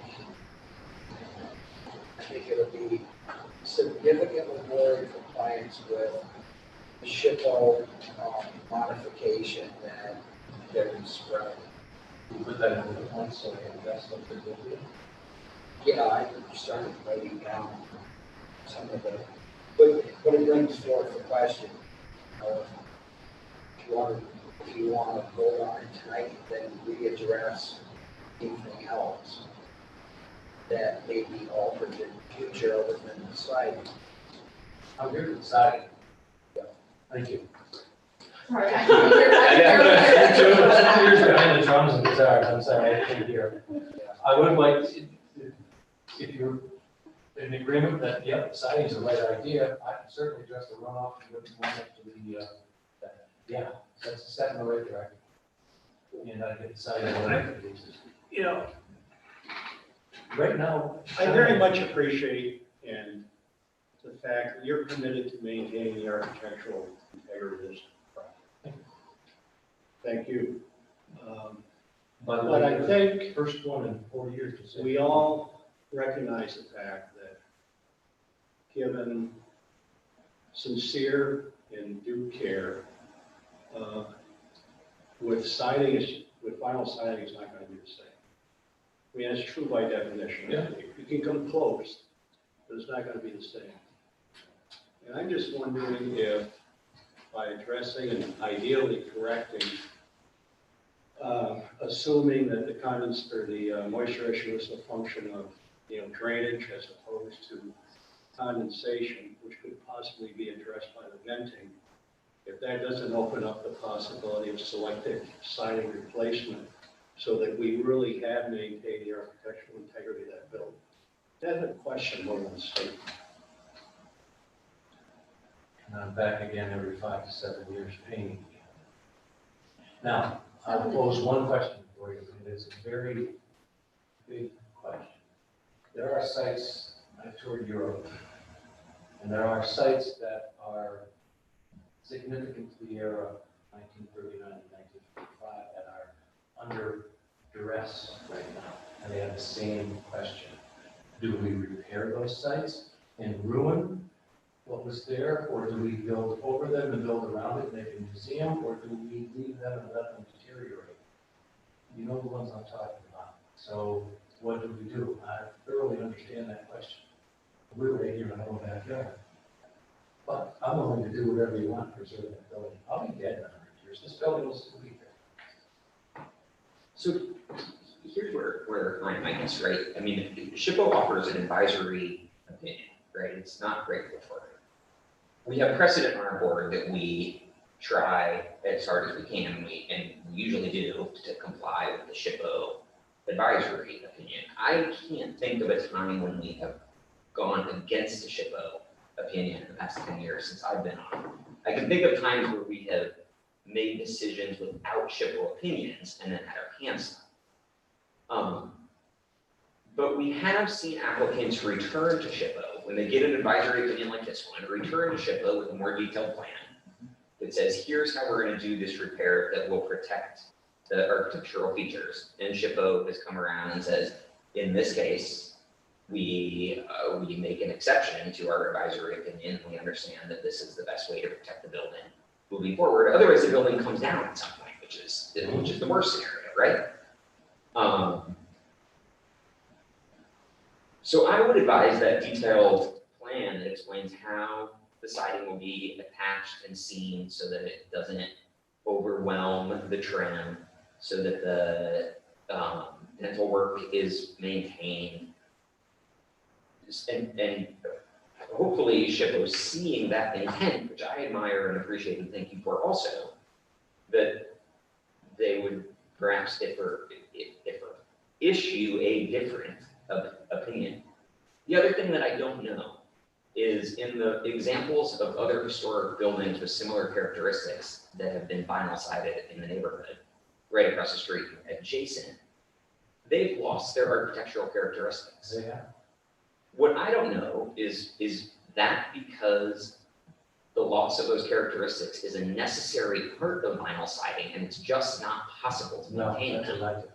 Or if, That's right, elective. if the shoddy job was done. Essentially, they're rated village. Okay, so I want to know, so I want to see, and I think what SHPO will want to see is how is your plan different than the plan that was issued for 132 and 128 and et I don't think cetera? there's a plan for them. Well, probably not, I agree, but I think they're going to want to see the plan that differentiates this project from these examples. That would only be in the J channel. If they're concerned, from what I can see in the letter, J channel sticks out, but how far? Comes in various sizes, right? Yeah, it does. Yeah. So we can eliminate, no, not eliminate, we can reduce the amount of J channel sufficient only to match up to the side. The depth of the side. Yep. Rather than have it too much. This part would come in. So if the window sticks out more than that, we still have a definition of the window. We don't get that flush, common look, rushed. I don't care, I don't get right here, let's just get it done. Okay. No, I want to keep those windows the same. Now, if I have to paint those windows every 5 years, so be it. I don't mind doing that. Those are the windows. And they're heavy. They're leaded glass. So I think if that is a solution for a big piece of the SHPO, the SHPO disagreement here, if that works for also along the trim, for me, I don't know all of those specifics right now. What's a SHPO opinion. opinion? That's the word. Right. So if that's a solution for most of it, then maybe that's the solution. That I don't know if you're using right. And is that something that can be modified on the siding, or is that something you do during installation? During installation, you do is just simply, instead of buying the bigger ones that come like this, you buy the smaller ones. It just slips in. They come in variable sizes. So that sounds Quite like easy too. So that sounds like part, I don't know if that's 100% of the solution or part of the solution, because I'm not an expert in that, but I think returning to SHPO with that, with the kind of technical solutions to answer their questions would potentially flip that decision around, flip that opinion around. So okay, so I would tell SHPO, the siding is, the windows are X casing, call it 1.5 inches, I don't know, whatever they are. J channel is 3/4 of an inch. How big is J channel? Don't come 1/2 inch, 5/8. 1/2 inch minimum? Yeah, it depends on what your reveal is on your siding, and what, you know, what product goes with that. Yeah, so you're looking at what? 1/2 inch. 1/2 inch. So if those windows stick out more than 1/2 inch, we're good. If not, we'll buy a smaller thinner siding. So I think that's part of it. I think highlighting the dental work that you're gonna maintain. Paint it, I'm just gonna paint it. Yeah, and the trim work that, highlighting that in an image or, I think. But truthfully, the past applicants have done it, some have tried to do it in an image, some have actually had, an elevation drawing of their building with key notes, this dental to remain. And maybe it came back with some detail on. Do they make renderings? Yes. I don't know, there's a ticky tack there.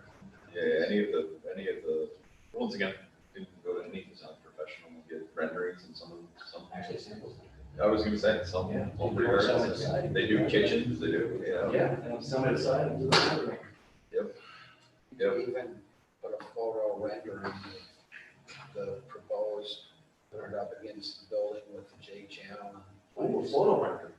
Yeah. We've seen, That's a hack. I was gonna say, just recently, we've seen some applicants come with photo renderings that have been less substantial, and they ended up, they had to go back to the old plan. All So on they're very all- particular, as you can see in my presentation, I'm particular on how things are. But I do think, once again, as you're describing, Kurt, that addresses two of the issues, and then, Rick, the third issue that SHPO was talking about is moisture mitigation. So I mean, Siding, it'll render itself.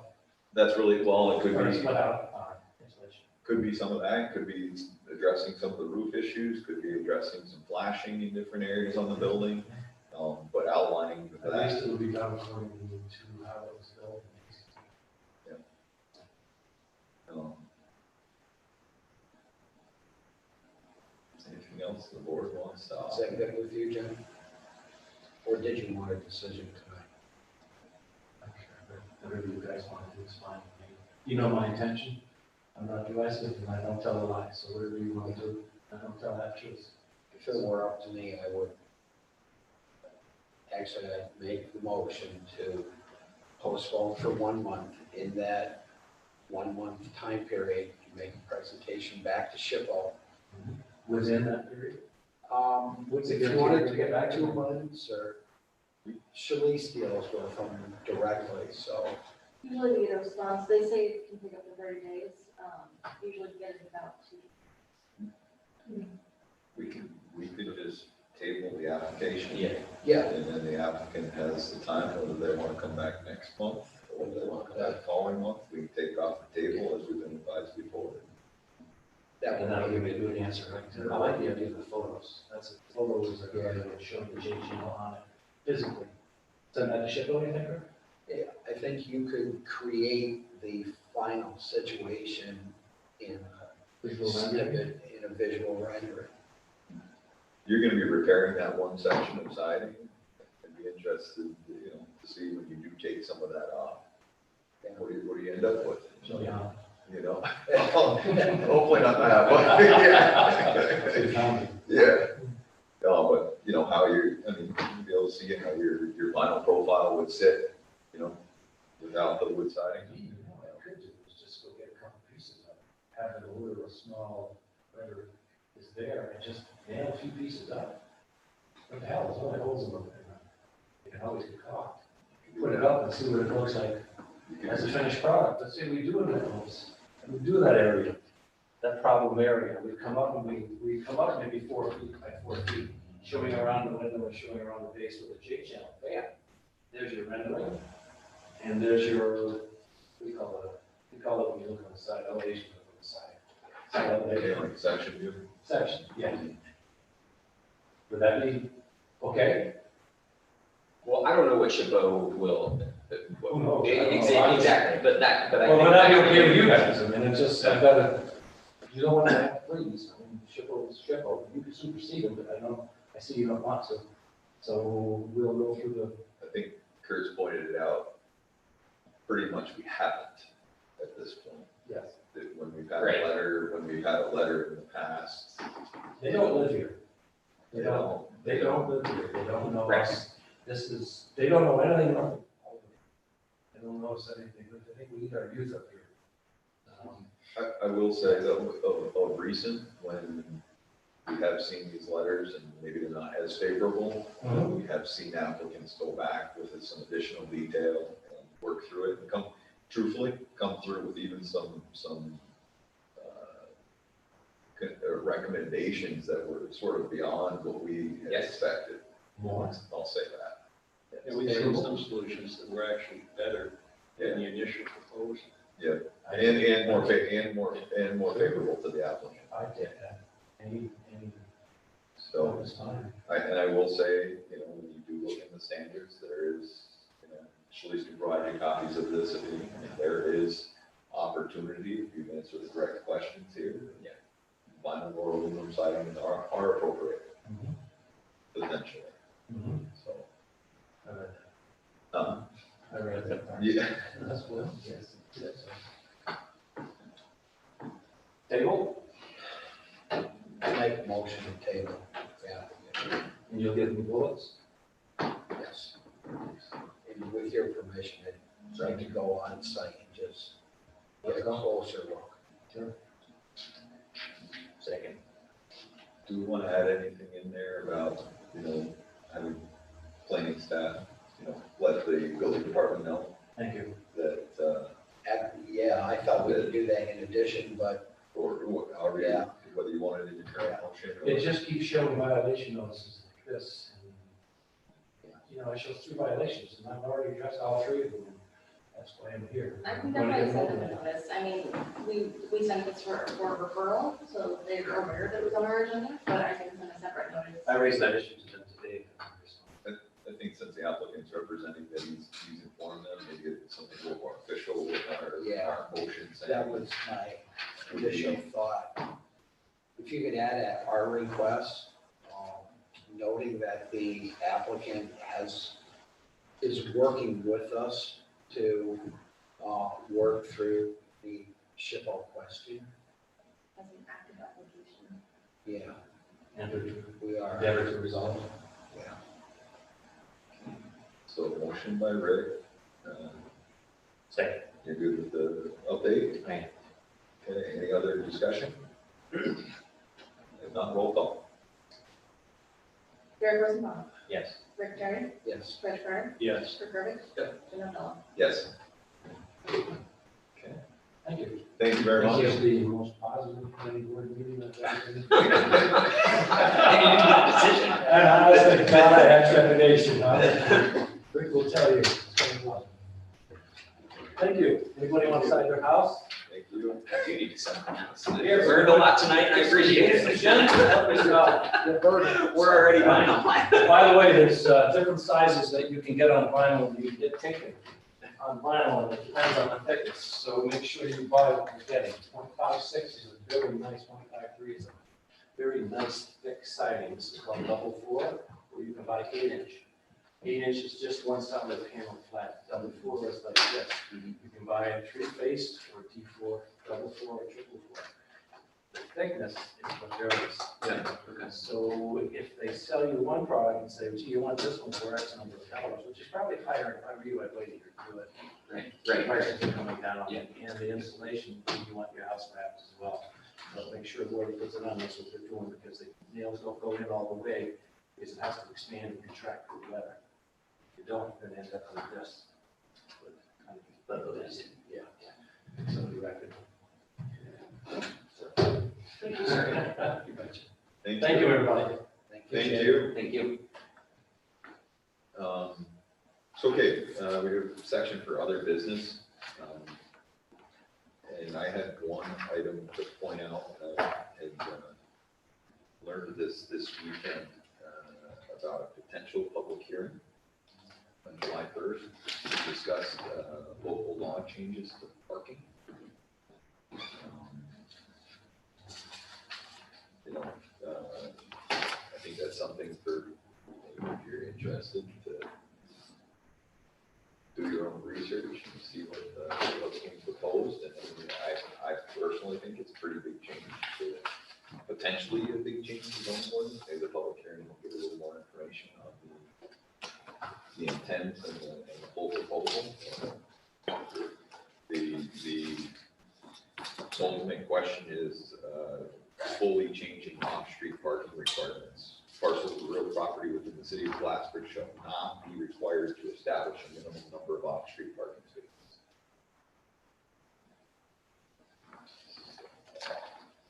So that's a significant change, but in line with what lots of urban areas are doing to reduce unused parking, to encourage in urban centers, some higher density building, reduce some box setbacks maybe, right? So it's part of clustering, but pedestrian and bike friendly. Thank you. Thank Thank you. you.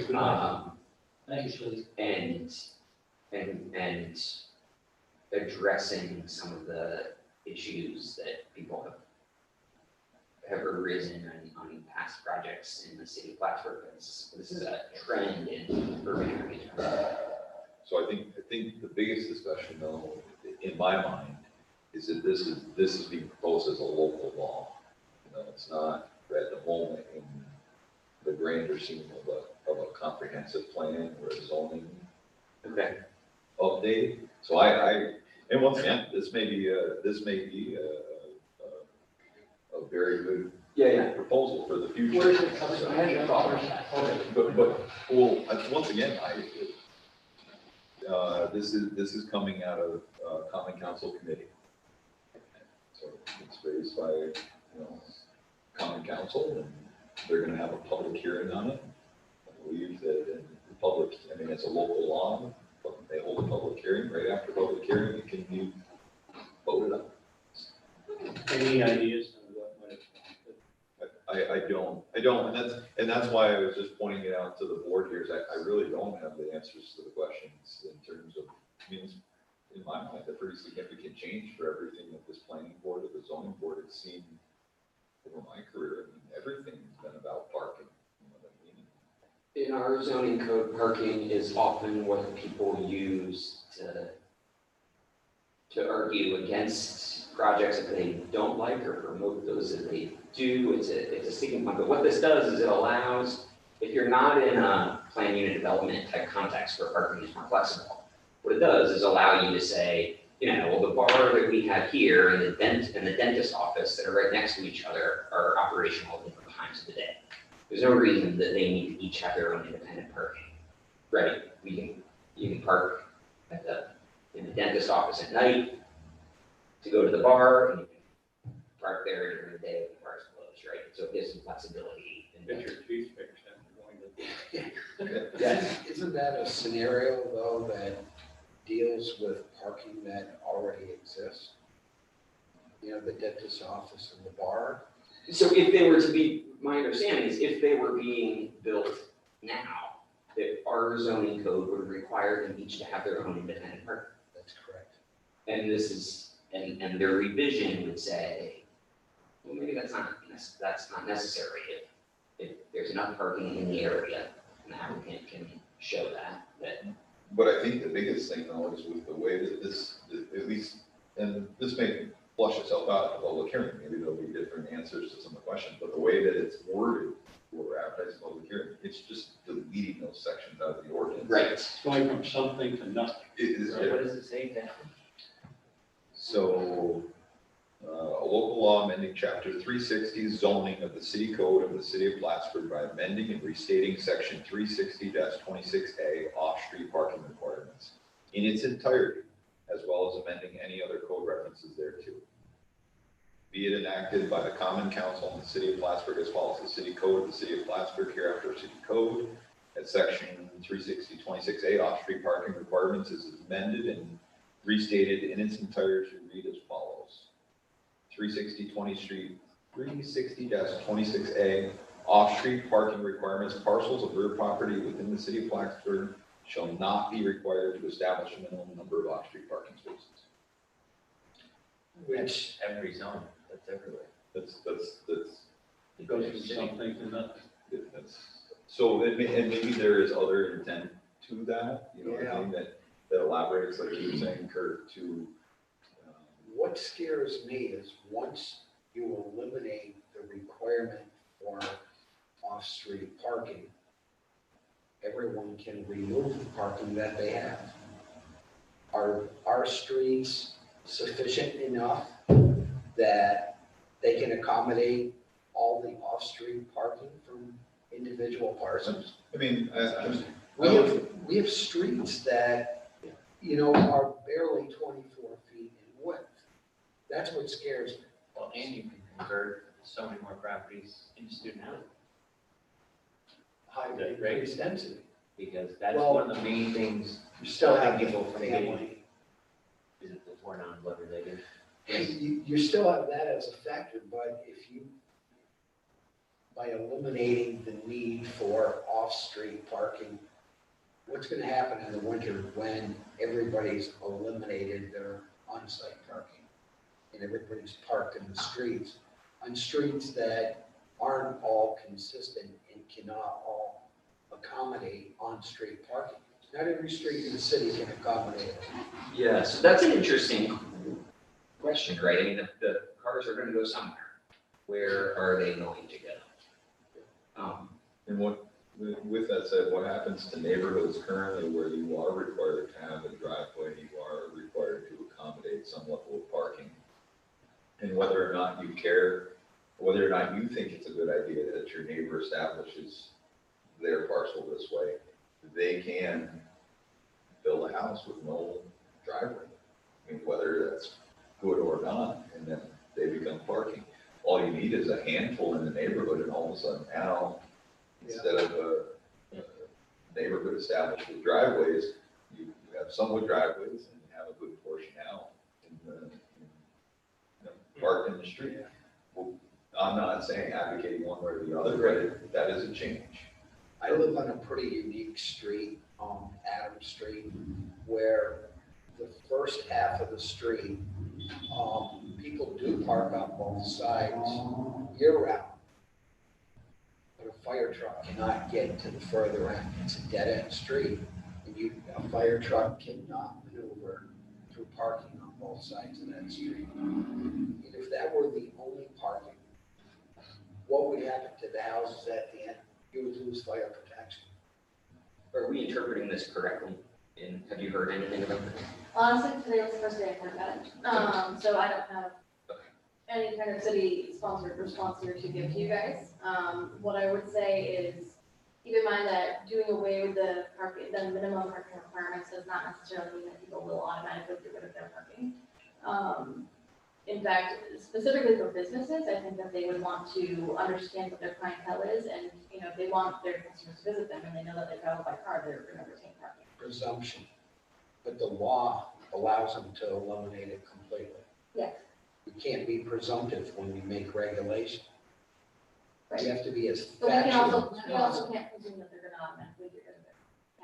No, I'm not saying, but the potential exists for that to happen.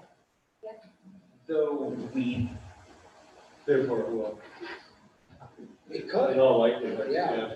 to some degree. though I we agree. presume, absent regulation, or general presumption, at least in this country, right, is we presume that the market will handle it, right? That the market is corrected. And that is what this does, right? It says that the property owner knows their property best and knows their needs best. So our presumption should not be what will people do or not do. Our presumption should be the property owner knows. I don't know if I mean, However, I'm super progressive, right? however, that may not be in the best interest of the community. Well, exactly, that's why we created the regulation in the first place, I would imagine.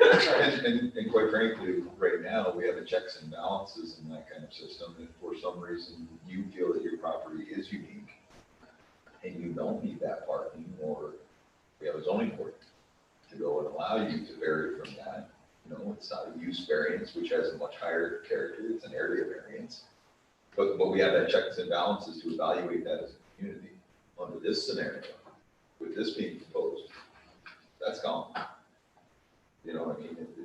It just eliminates the parking requirement, as you said, Rick. I mean, I would more favor changing minimum standards than I would eliminating.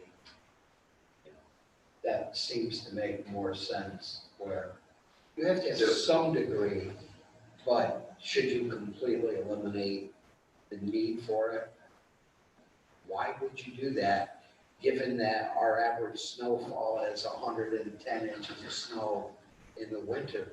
Given that not all of our streets are, what's the street width of the paved surface for two-lane traffic? 30, Maybe less than that. 38 feet, That's 34 feet? That's a lot. I mean, Yeah. Once again, you may have a 24-foot wide street with shoulders, and it Yeah. all depends.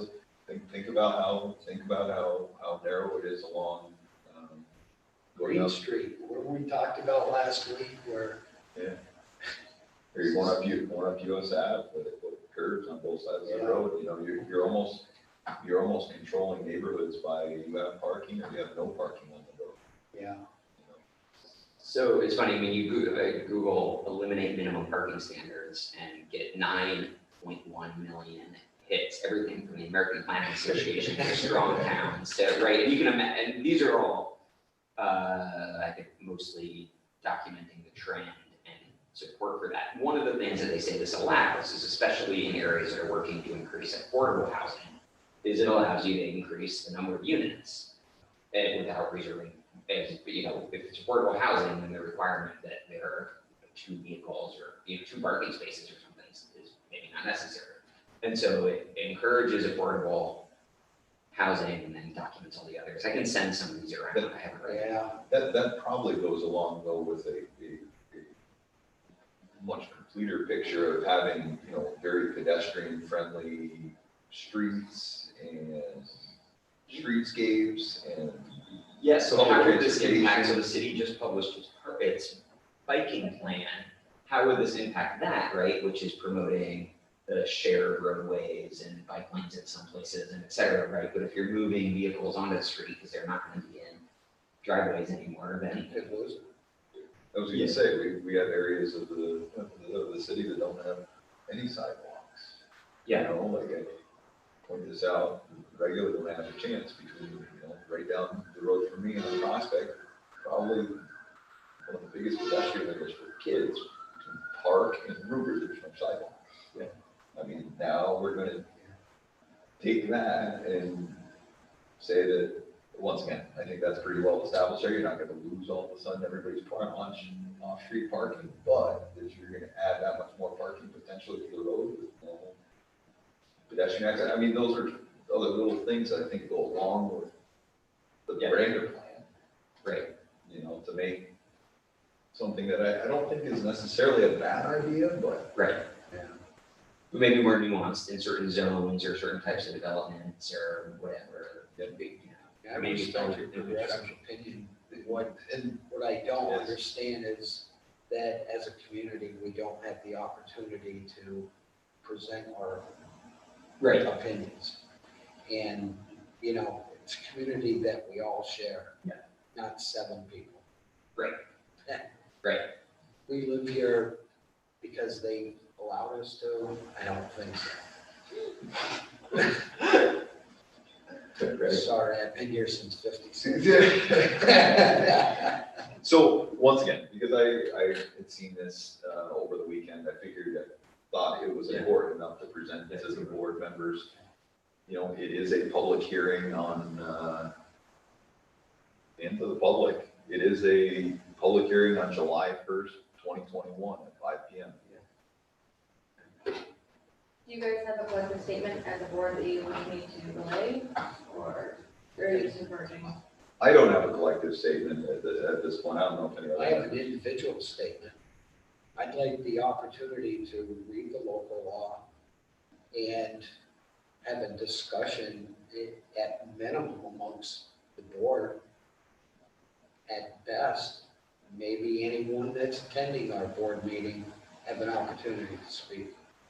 So, I think the local law is on the website.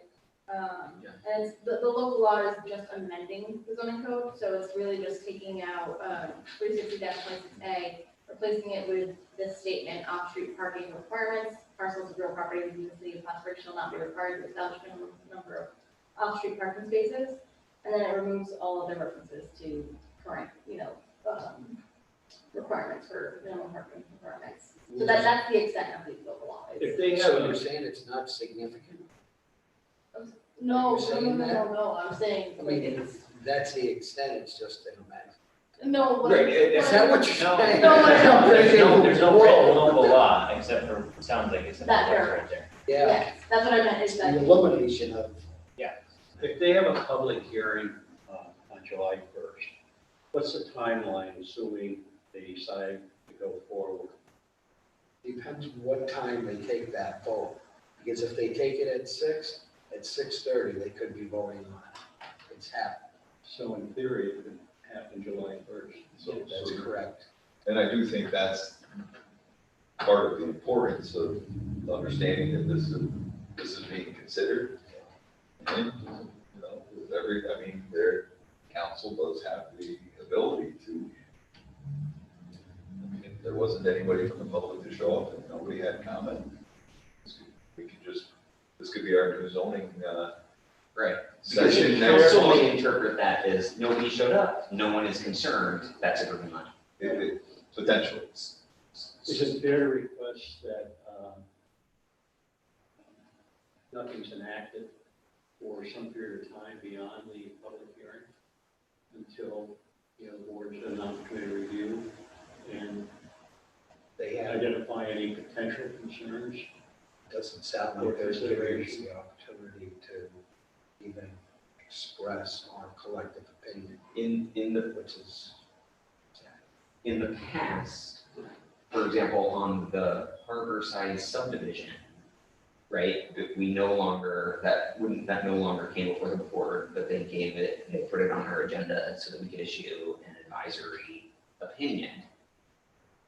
They did not do that in this case, so they essentially did not ask for our input. If we were gonna make some kind of statement, I think this statement, one could be, wait, put it on the August agenda so that the board has a chance to discuss it. And two, make sure that it is integrated into the development of a comprehensive plan so that it's thought about comprehensively and the unintended consequences are networked into all the other stuff. Well, I mean, if everyone was in agreement with the statement, we could make a statement and have someone deliver it at the public hearing as a planning board, since we're not given the option to do it with, what we did with Harborside. That would be our opportunity as a public hearing. The only opportunity.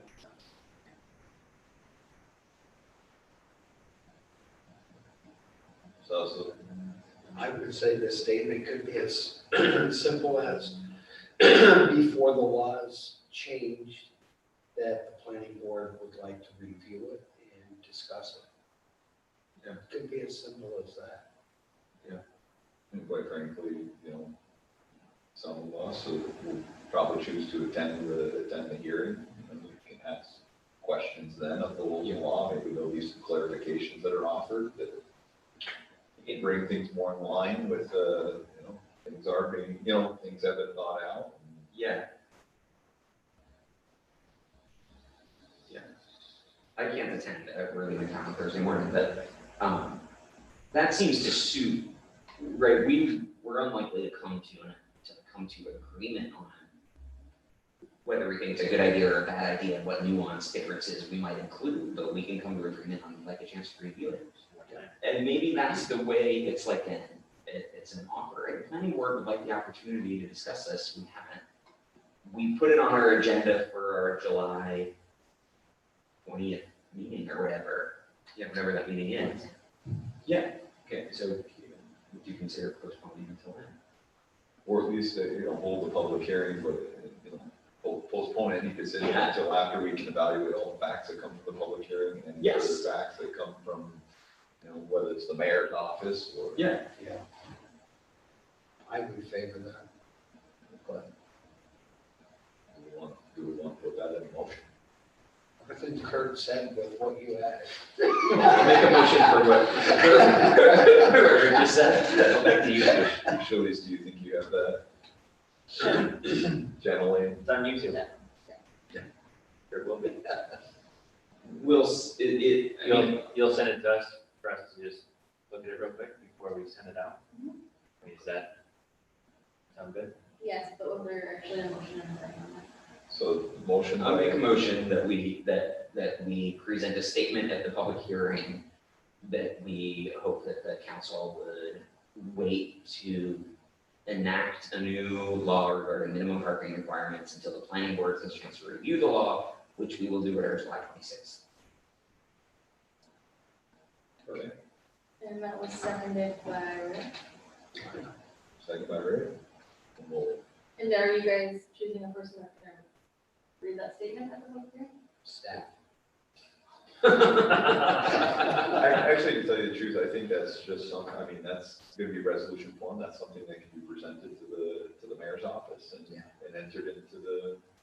Just like if someone were to Entered into the meeting. minutes. email a public comment?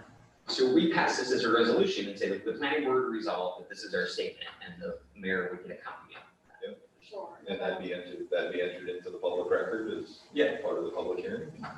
And then no one has to attend, Correct. If they don't. and staff doesn't have to read it. There you go. I mean, I have my own opinion about it. Can, You can go as a public person. So we need to vote. can we get Yeah, roll call. I'll do a roll call. Rick Perry, Yes. Reg Turner, Yes. Rick Gurvich, Yes. Jim Mandela, Yes, Greg Rosenthal. Yes. thank you. Thank you. Anybody have, That out. Yeah, thank you. anybody have any other items? Organizational, we've not done that yet this year. Is there a time we can put aside or? So actually, I was reviewing with Shalice earlier today, organizational as well as the bylaw discussion that we started and spent some time on, and I think COVID is with many other things, just sort of put that on the back burner. So yes, I think that is something, what I discussed with Shalice is maybe reinvigorating the, where we left off. You know what I mean, not starting from scratch, but bringing the language we arrived at and discuss it, present it, and see what the board thinks. The other thing that I think we also agree upon is that in our past review of the, or at least I agree with, in our past review of the bylaws, some of that sort of repeats and verbalizes other sections of code, like city code, or whether that should be stated that way in the bylaws, as word for word, or it should state in the bylaws, that, reference this section of city code, so there's no potential errors. Or if for some reason the common council changes the zoning ordinance, we don't have to go back and change verbiage in the bylaws. Yeah. Which is probably more likely to happen. Yeah. So. I can make those updates and get you guys the last circulated version that we had. I don't think the final edit is going to do it from that last version of it, but. Given July and the potential that we may have be discussing parking and the other issue, maybe we shoot for August on that?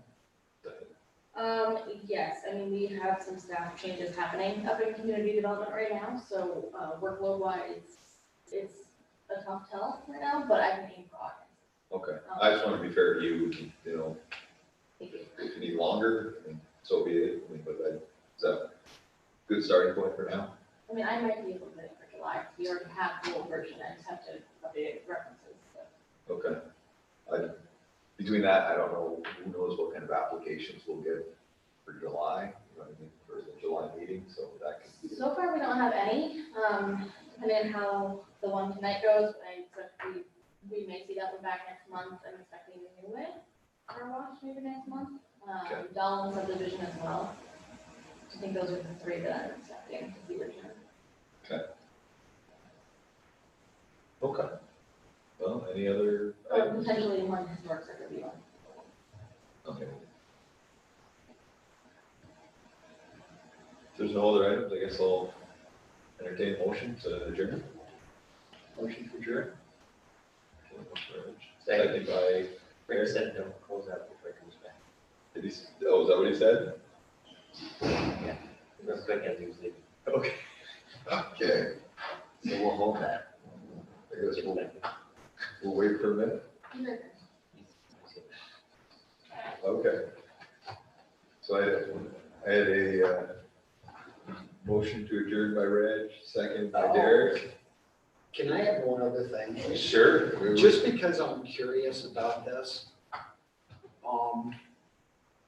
who has right to be an applicant before the planning board? I'm not sure how you do that. Well, the potential exists for just anyone to apply to represent a property without authorization of the property owner.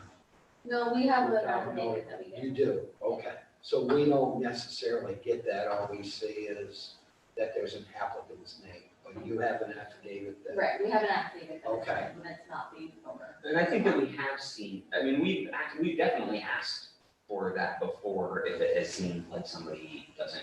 Like, for example, tonight, we did not have one because it was the owner, that Right. was representing himself, but. Yeah, but I've seen, and I'm not citing any specific example, but there are examples where tenants will represent the property and they're not the property owner. I mean, I haven't seen that example recently, Yeah. but no, we do have an affidavit, and Okay. just for an example, New Way, they actually have two affidavits because it's a potential fire, I think, or Yeah. somebody. Contract vendee. Yeah, it's actually got two affidavits, Yeah. authorizing. Okay, good. I don't, or we don't get to see that part of the administrative work, and that's why I wanted to ask the question. Yeah, I mean, I can do Good. it going forward. It's not, as long as you vetted the, You know, It depends too, I think when they submit it, if they submit as part of their application package, you're gonna see it, 'cause it's just attached to the document, and if it's something that they don't submit and then have to request it later, it just, we end up keeping it on the back end. so I think Rick, maybe one question, if we're not sure, is to ask the applicant, you know, during the presentation or right after the presentation, that they the current owner of the property. I mean, there's a lot of time and effort that's been spent by staff, by the applicant, could be expense if they have engineering work, all to find out that they don't have permission from the person that actually owns the property. I mean, it's the same thing too, if a design professional is presenting and the owner's not sitting in the audience. Yeah. To some extent, there is they should have some level of authorization. Yeah, something. We And, usually have that. yeah, perfect. Yeah, I don't need to see it, I just need to know that you have a process that covers that. And we're probably gonna, at some point, and hopefully in the next 6 months, I always say we're gonna try something, but who knows what too much time will go, but we're gonna try to update some of our forms and processes and farmers, when we put updates and try to make that application process clearer to applicants. So we'll have it as part of the application process, you know, that you have to complete and submit this affidavit, et cetera. I think that's a good approach. I do have I almost hesitate to bring this up very well.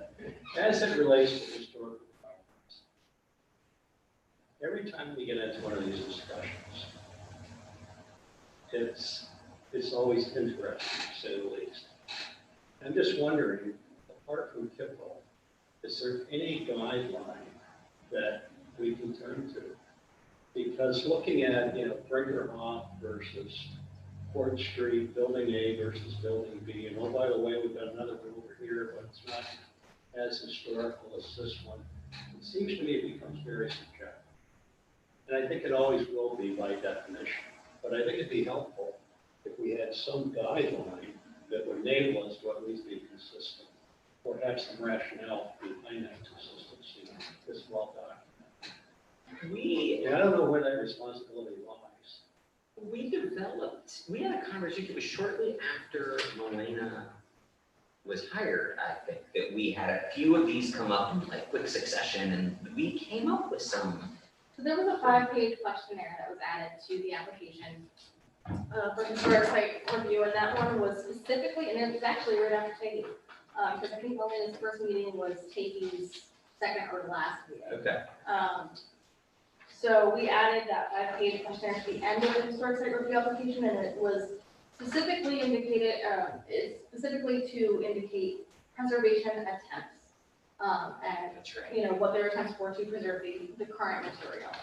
Because it had been identified that, historic preservation standards are to try to retain or preserve the existing material. This has come up definitely a few times, the need for standards. We do have them, the Secretary of the Interior standards for historic preservation.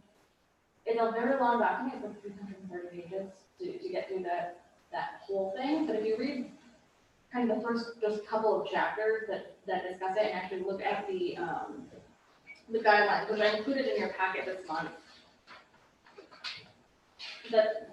these are the guidelines. Yeah. These are the guidelines that we're supposed to follow. It's actually in our city code right now. It says the guidelines you guys are supposed to follow. So that's why in the recommendation, the staff report, we indicated, consider standards 2, 5, 6, included 9. I think that was by mistake. I'm sorry.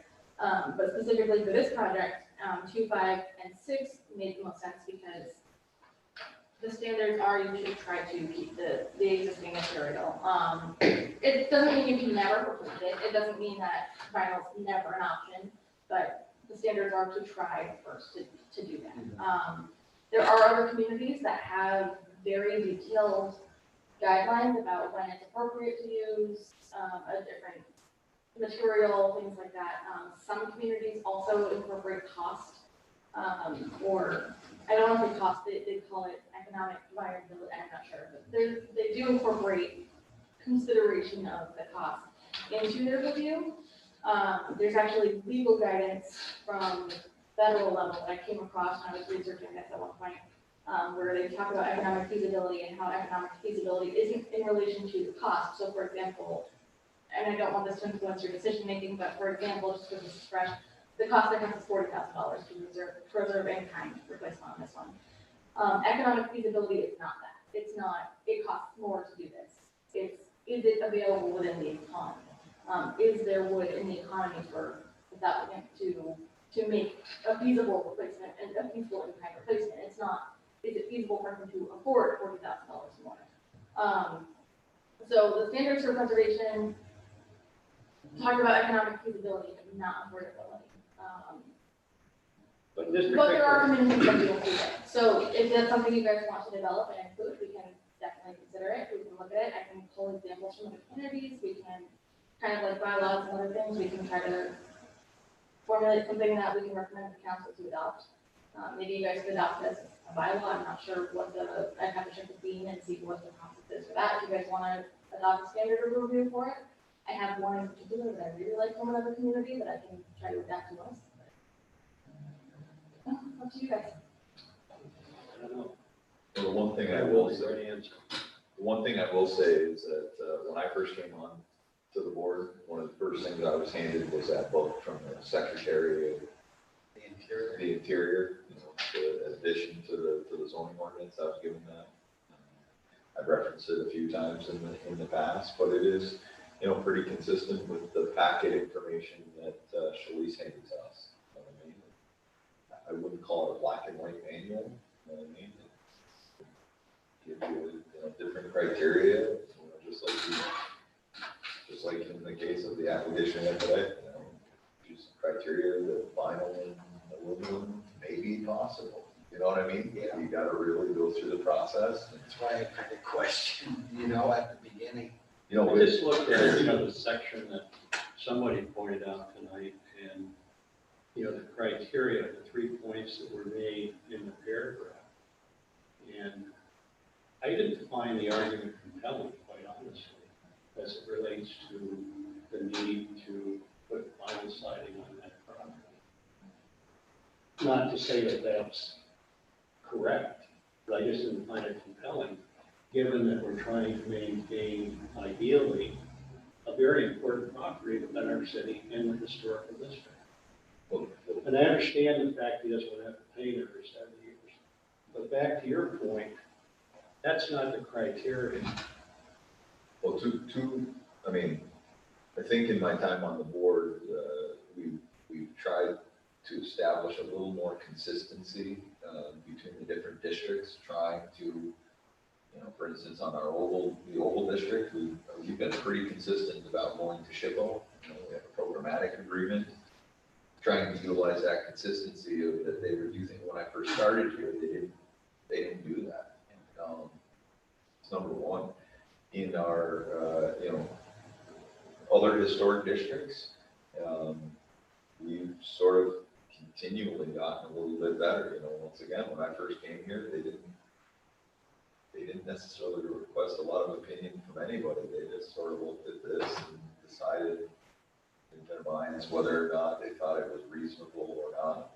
Got some very different variations in decisions. I will say though that as time went on, people recognized, hey, we need a little bit more of a plan. There were a number of applicants that started to get plans. Then, you know, it moved on to the board really didn't want to consider anything other than like for like.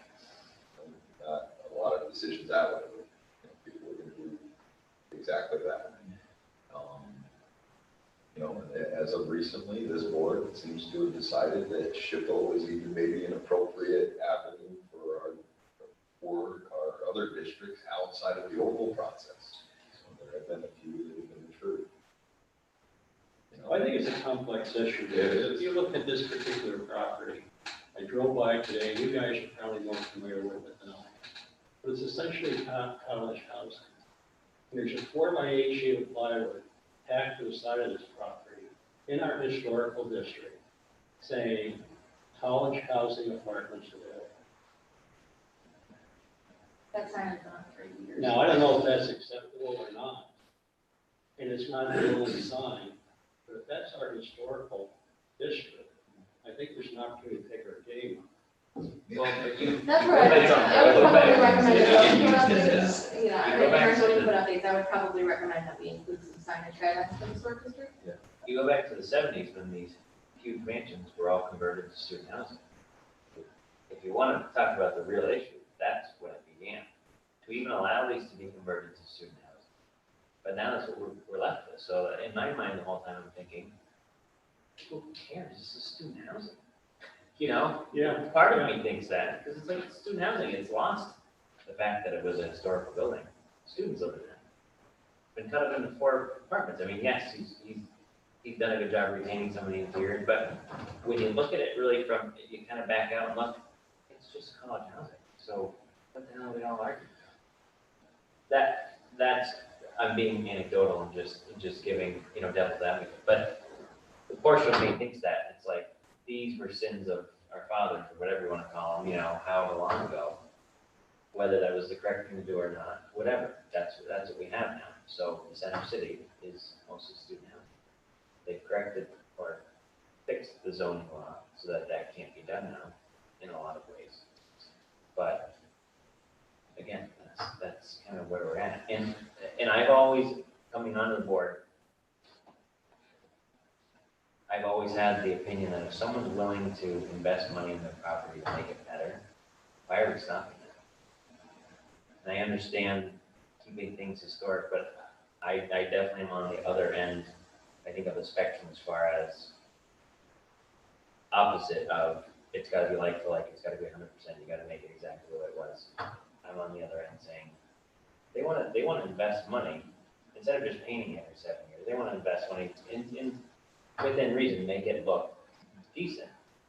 But if they can, if there's a happy medium where we can, strike a balance where something is retained, but not totally taking away the historical, and that's how I felt in Rivershot too, the one across the street. Never got to that point, but. That's helpful, being relatively little.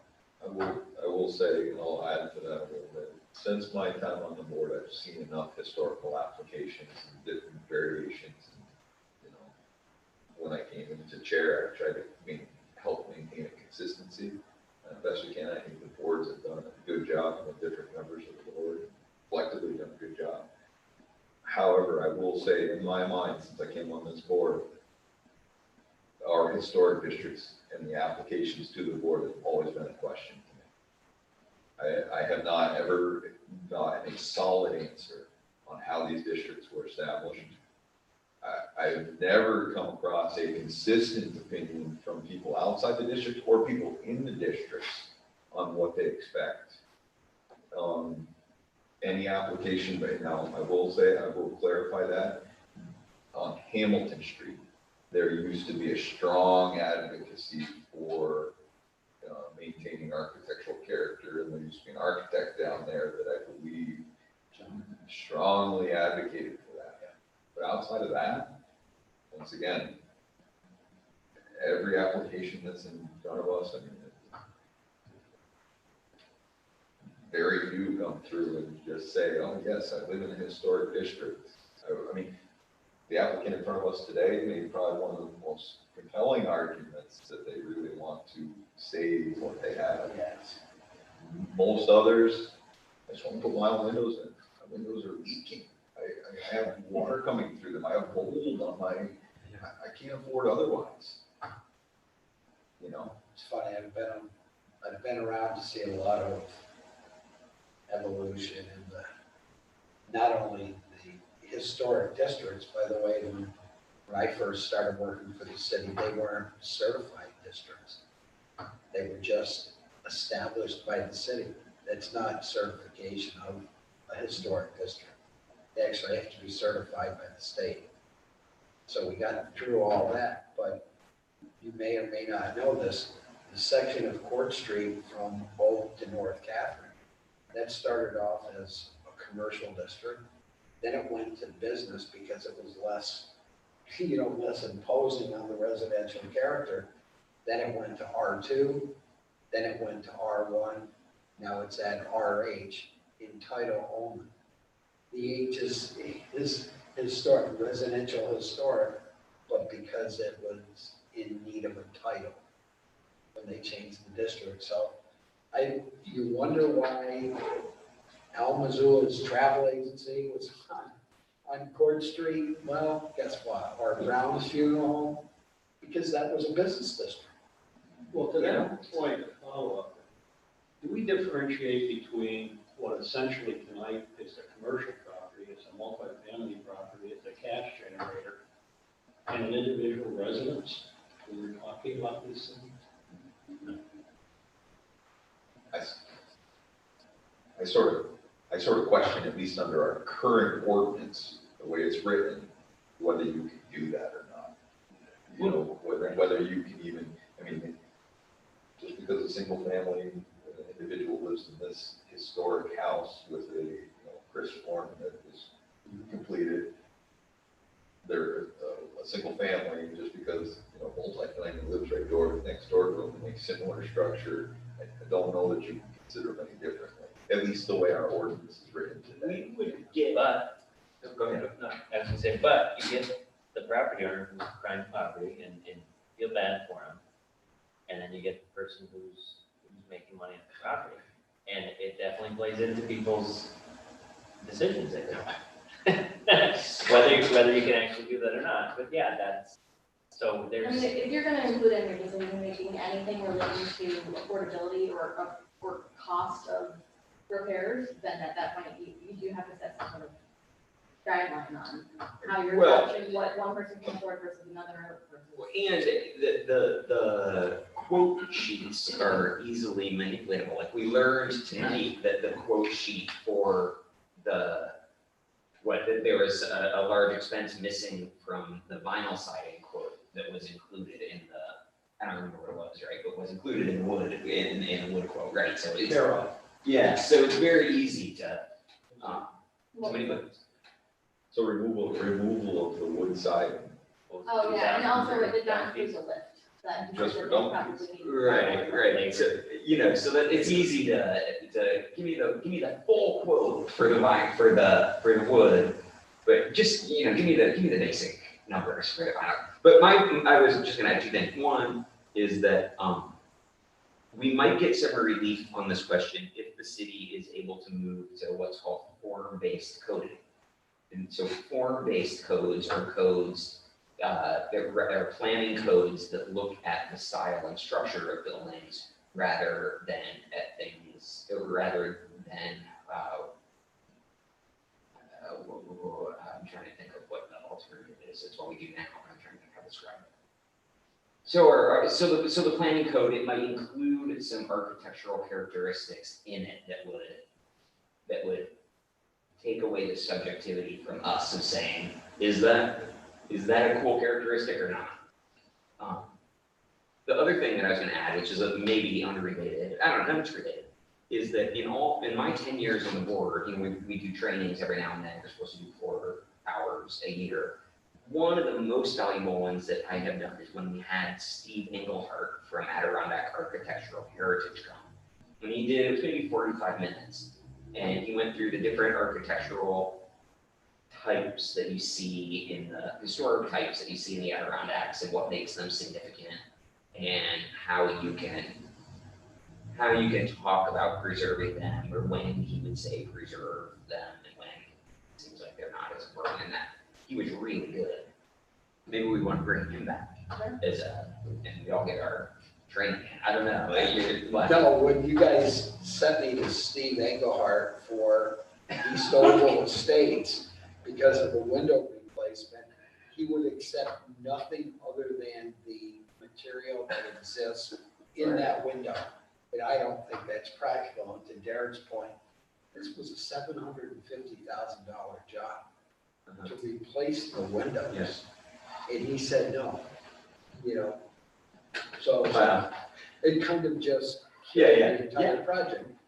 Again, getting back, when is deterioration acceptable? Yeah. I don't think it ever is.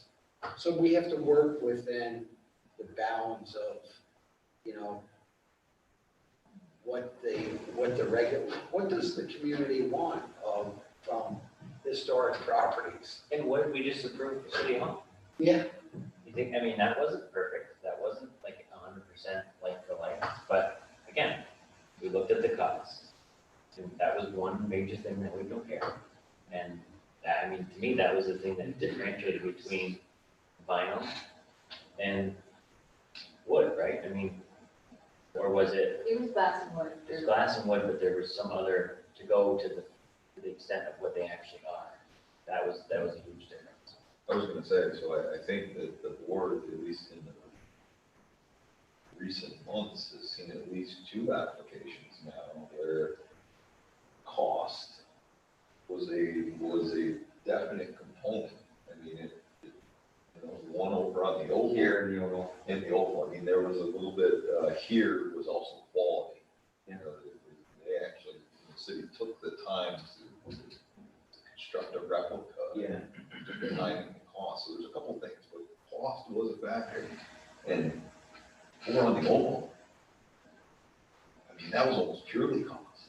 I mean, at least I think the presentation I saw in there, the engineer made the argument that it's gonna cost me this to do this, and made the arguments about the architectural features that they were gonna save. Yeah, we were, yeah. There's a compromising argument. It was like, we're gonna have to do vinyl in order to preserve the general look and feel or whatever. Well, I remember it was when we did pay, because we specifically said, how much have you spent on painting every 5 years? And then that's where we came up with the form, and on the form, it does ask, you know, how much have you, something to that extent, that's why people answer that way, as far as what I've spent to try and restore it. And then that from that comes, well, here's what I can do in one shot and fix it, or continue doing this every 5, 10 years. That doesn't address how much have you made during this period of time. Right. If you're talking about a commercial building, you know, versus an individual, you know, very, very different scenarios, at least in my mind. If you're talking about a multifamily house or property that, you know, cash cow, But the use never comes into play. right? That was back to the original question.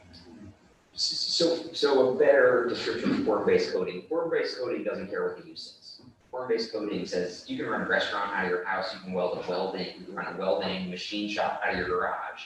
Is because the public good and what the public knows and sees and feels is how the neighborhood looks and acts, right? So we don't care what you're doing in the house.